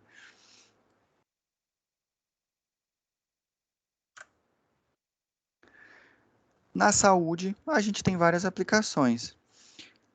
Como, por exemplo, o uso de antibióticos, né, a própria penicilina, né, para quem não sabe, a penicilina, que são a, os derivados da amoxicilina, cefalexina, né, que são derivados da penicilina, eles são derivados de um fungo chamado Penicillium, que foi descoberto por acaso. O cara deixou uma placa com criação de bactérias e a placa contaminou com um fungo, né? Ele passou acho que uns 3, 5 dias, a placa ficou aberta, contaminou com fungo, e esse fungo liberava uma substância que ele chamou de penicilina, e essa substância acabou causando um impedimento do crescimento bacteriano, né? E aí então ele isolou essa substância e começou a testar, e aí foram desenvolvidos as penicilinas, né, que são antibióticos derivados desse fungo aí, desse fungo não, dessa substância produzida pelo fungo. E aí, isso começou a ser utilizado e produzido em grande quantidade por biotecnologia. Então, você tinha que produzir o fungo, desse fungo isolar a substância para produzir um fármaco depois. Hoje a gente já tem produção sintética, né? Tem muitos fármacos que são sintéticos, mas também pode ser utilizado a partir do próprio fungo, né?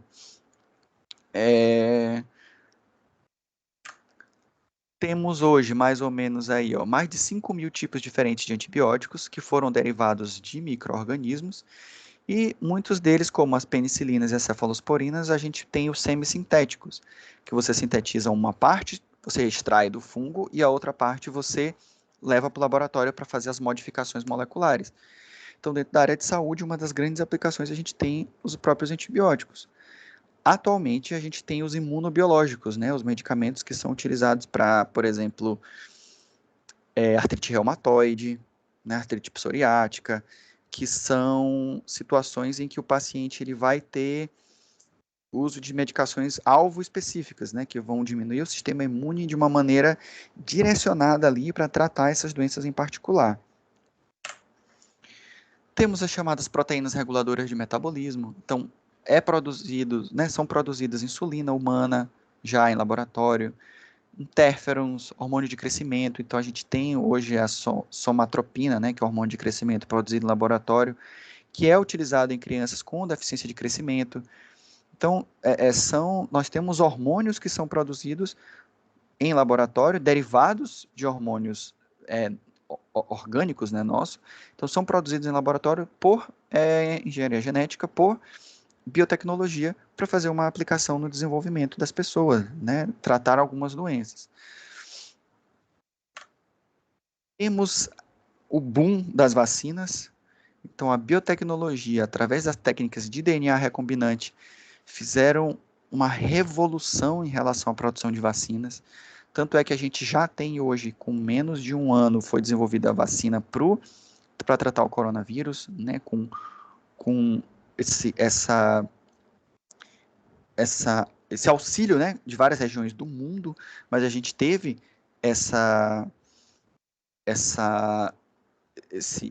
como é que eu digo, esse compartilhamento de informações para que fosse mais rápido, né? Então a gente teve a produção dessas vacinas em grande quantidade. Hoje a gente já tem uma produção rápida de vacinas, a gente está vendo aí.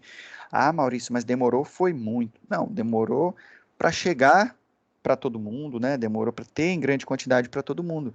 Mas o processo de desenvolvimento foi até rápido comparado com outras vacinas, né? Porque a tecnologia, essa biotecnologia evoluiu muito de uns tempos para cá.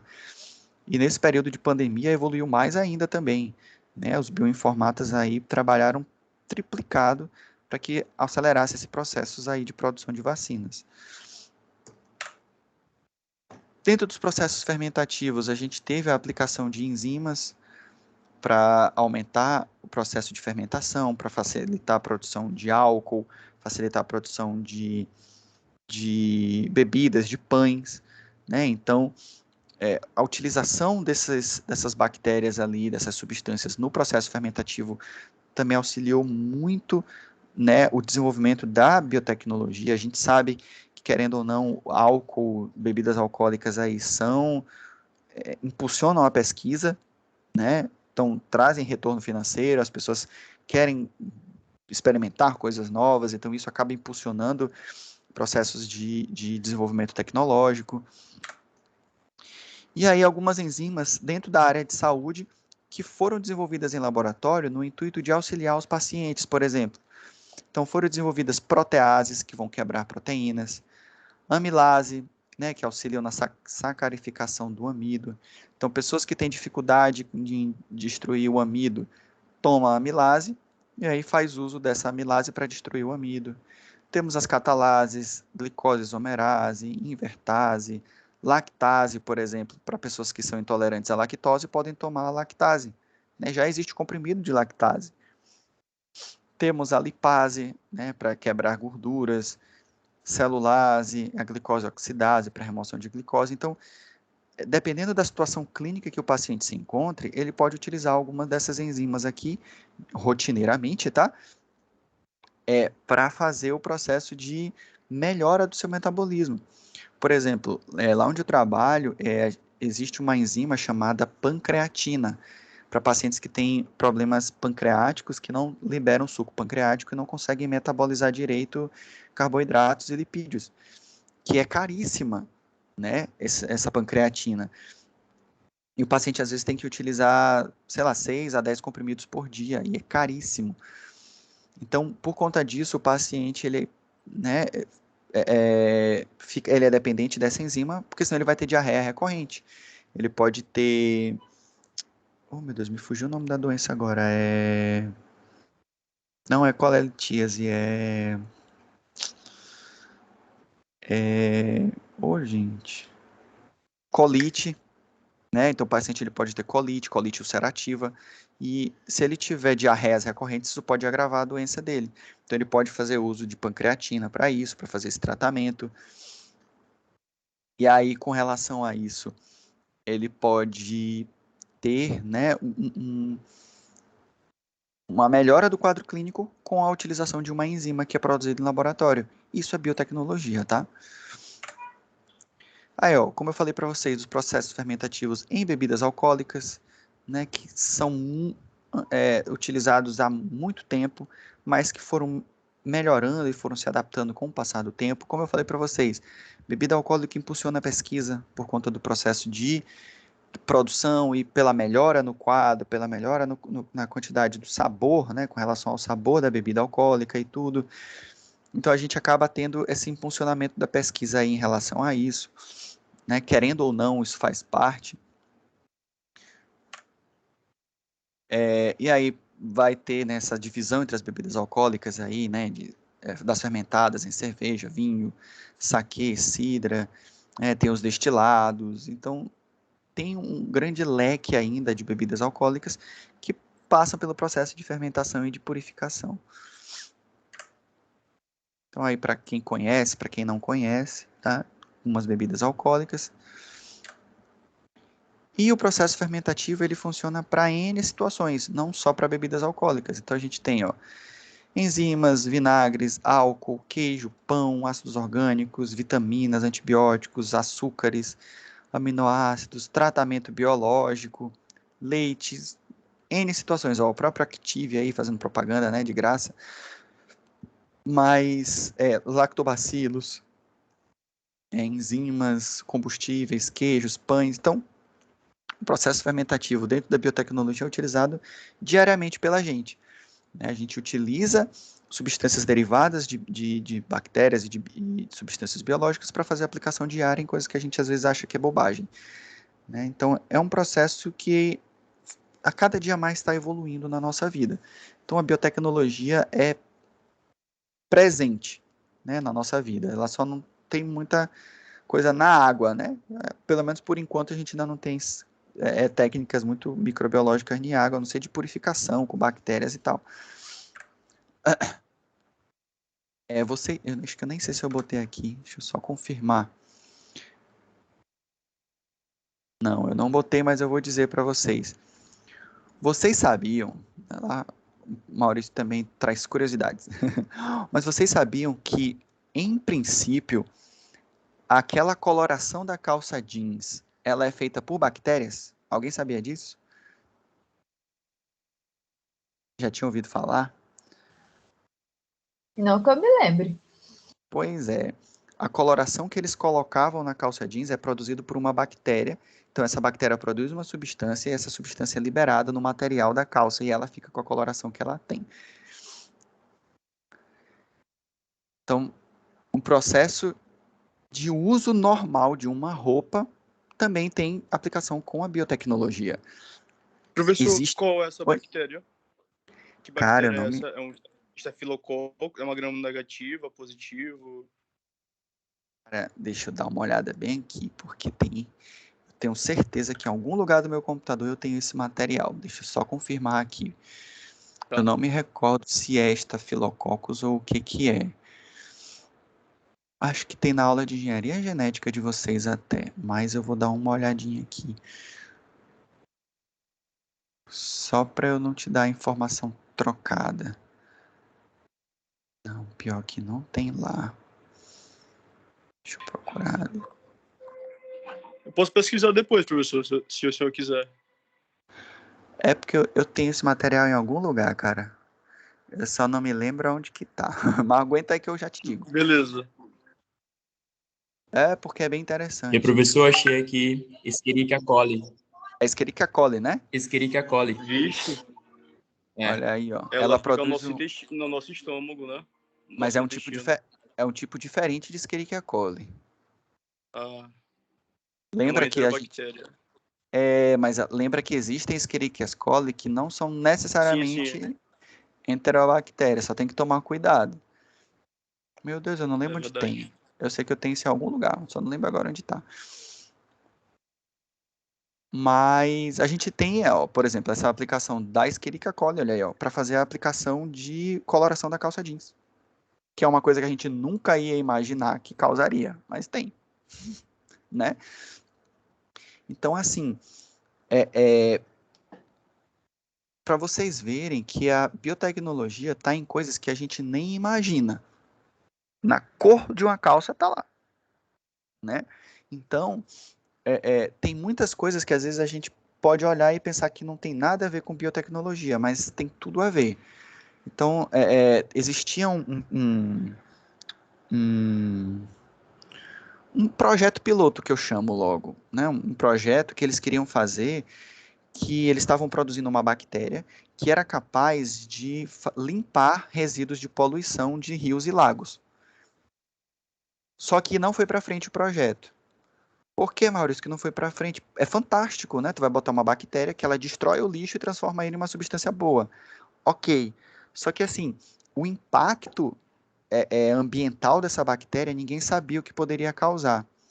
Porque se tu colocar uma bactéria num lago, essa bactéria vai limpar aquele lago, ok. Mas ela vai liberar substâncias e ela pode contaminar outros seres ali. E ela pode matar a vida naquele lago. Matar peixes, contaminar o peixe. O peixe contaminado, se alguma pessoa comer, pode se contaminar. E a gente não sabe o desdobramento disso. Então esse projeto ele não foi para frente, justamente pelo impacto ambiental que vai causar ali naquele local. E aí eles pararam, eu não sei em que pé ficou depois que eu vi esse material, né?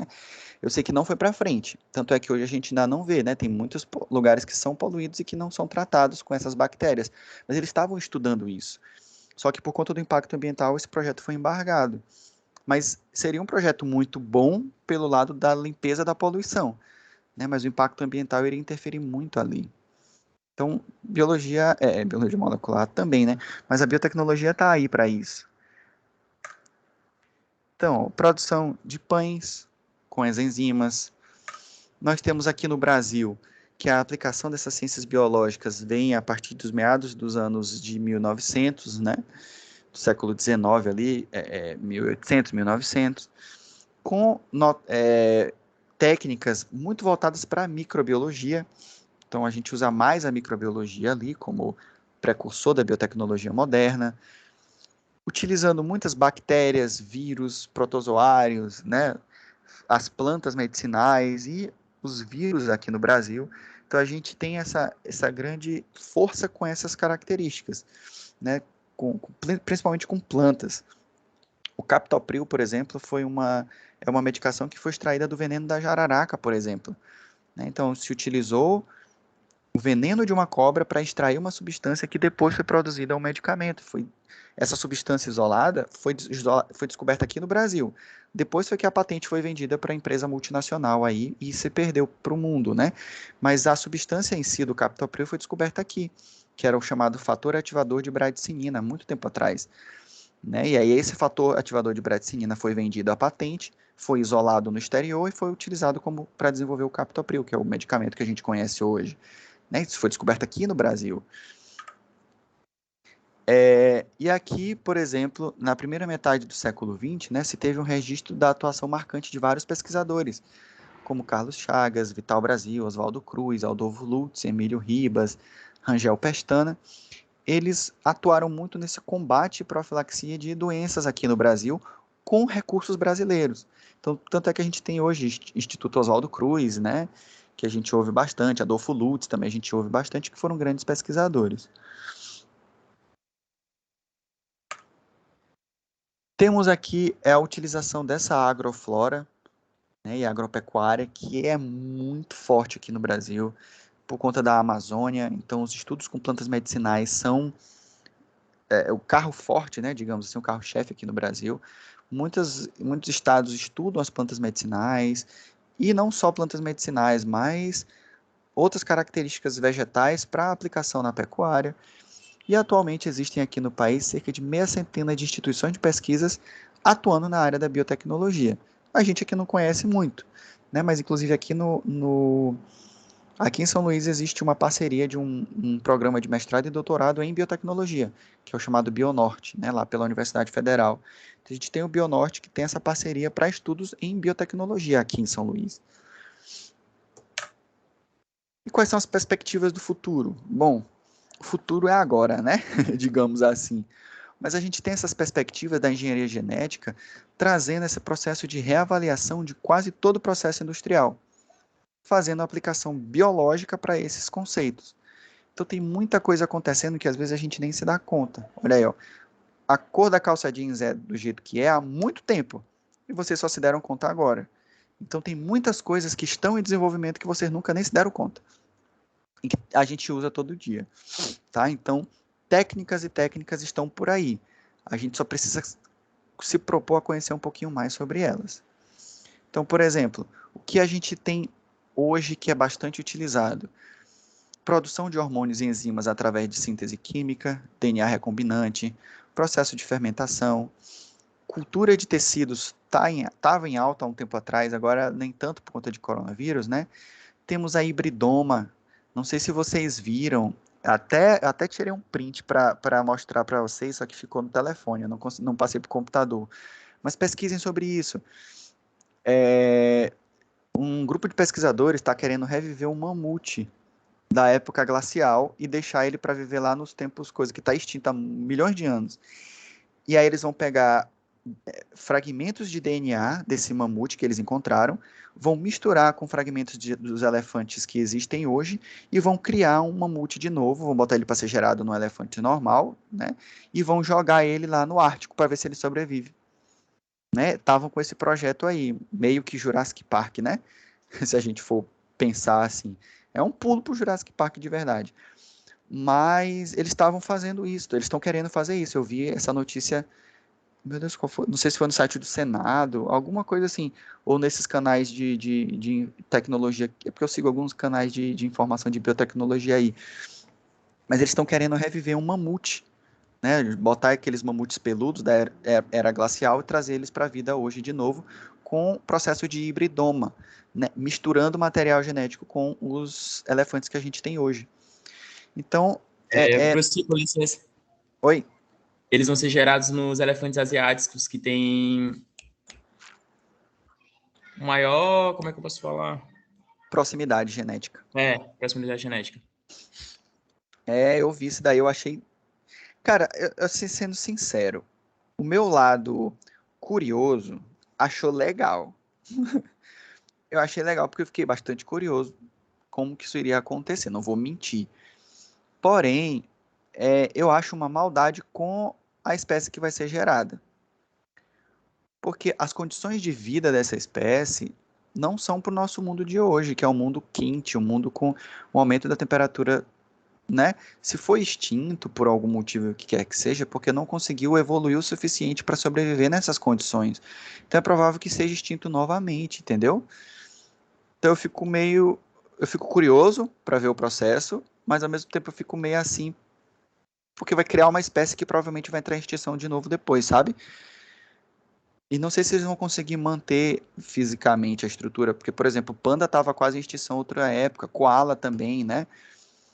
Então, não sei até que ponto é interessante trazer de novo um ser desse. Não sei, eu fico curioso, mas ao mesmo tempo eu fico meio preocupado com essa diversidade, sabe? A alimentação, tudo isso tem que ser pensado.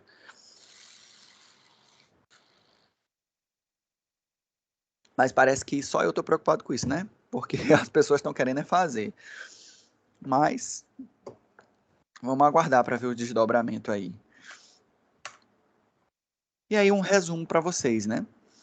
Por exemplo, na saúde, a biotecnologia pode ser utilizada para medicações, vacinas, diagnóstico, tratamento de doenças genéticas, em alimentos para novos produtos alimentícios, né? Tanto na agricultura quanto na pecuária.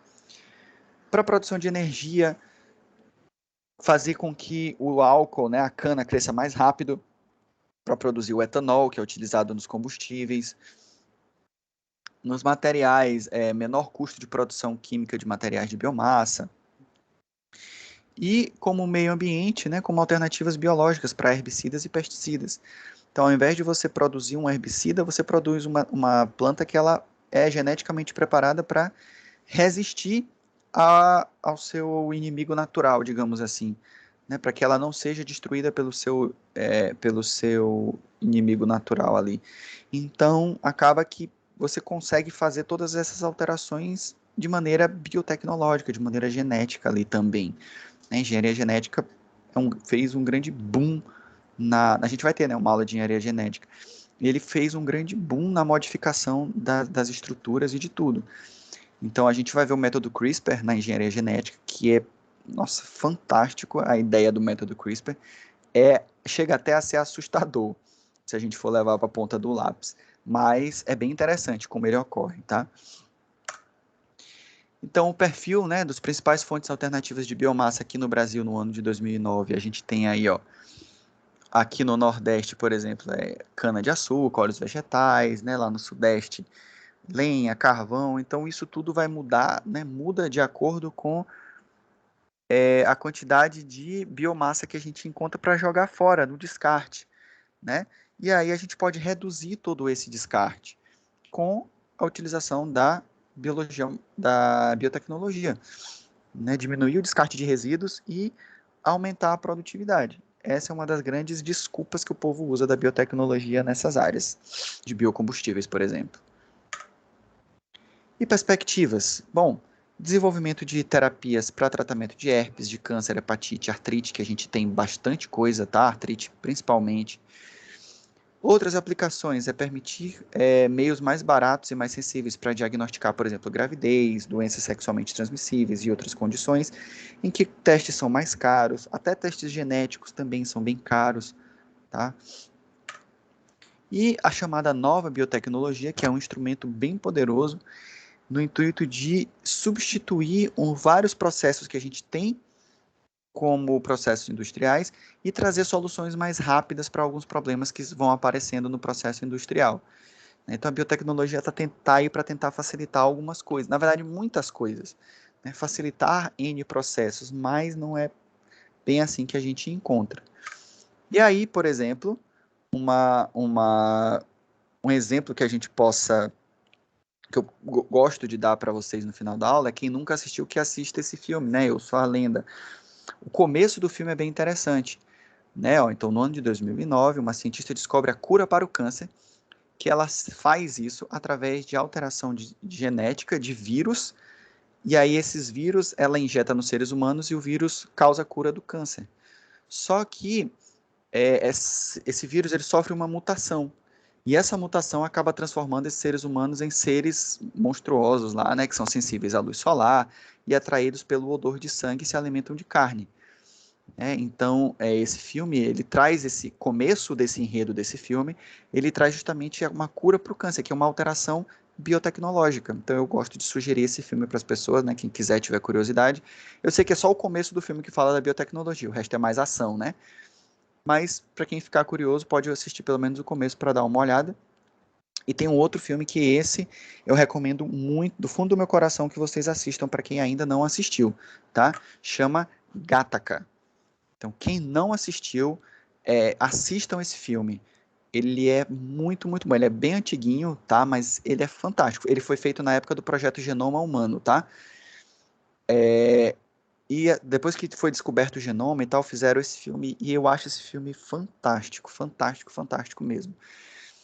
Então, num futuro no qual seres humanos são criados geneticamente, então as pessoas realmente são criadas genéticas. Você vai ter um filho, você não tem mais o processo de reprodução natural. O processo é genético. O ser humano ele nasce perfeito, né, com todas as características perfeitas ali. E aí as pessoas que são concebidas de maneira natural, né, biológica, elas são consideradas inválidas porque têm vários defeitos genéticos. E isso acaba causando preconceito contra as pessoas que não são perfeitas geneticamente. E eles têm técnicas rápidas em que você fura o dedo e aí você já tem todo o seu DNA detalhado com um furar de dedo. E aí ele identifica, você é uma pessoa válida, você pode fazer tudo o que você quiser. Você não pode porque você não é. Sabe? É muito bom esse filme. Se vocês puderem, quem tiver curiosidade, assistam. E se vocês não repararam ainda no nome do filme, ó, é uma sequência de bases. GATTAC. TTACA. Né? É uma sequência de bases, é um acrônimo, sei lá como é que chama, que é uma sequência de bases nitrogenadas, o nome do filme, né? Ó, GATACA. Né? Como se fosse um fragmento, né, do DNA em sequência. Né? Então, é muito bom esse filme. Eu falo empolgado porque realmente eu gosto do filme. Eu acho ele muito, muito bom. Vale muito a pena quem quiser assistir aí. Que traz uma perspectiva da biologia molecular com a aplicação na engenharia genética para a questão bioética que a gente também ainda vai abordar. Tá? Então, é muito bom esse filme. Recomendo muito que vocês assistam. E aí, a gente encerra a nossa aula de hoje.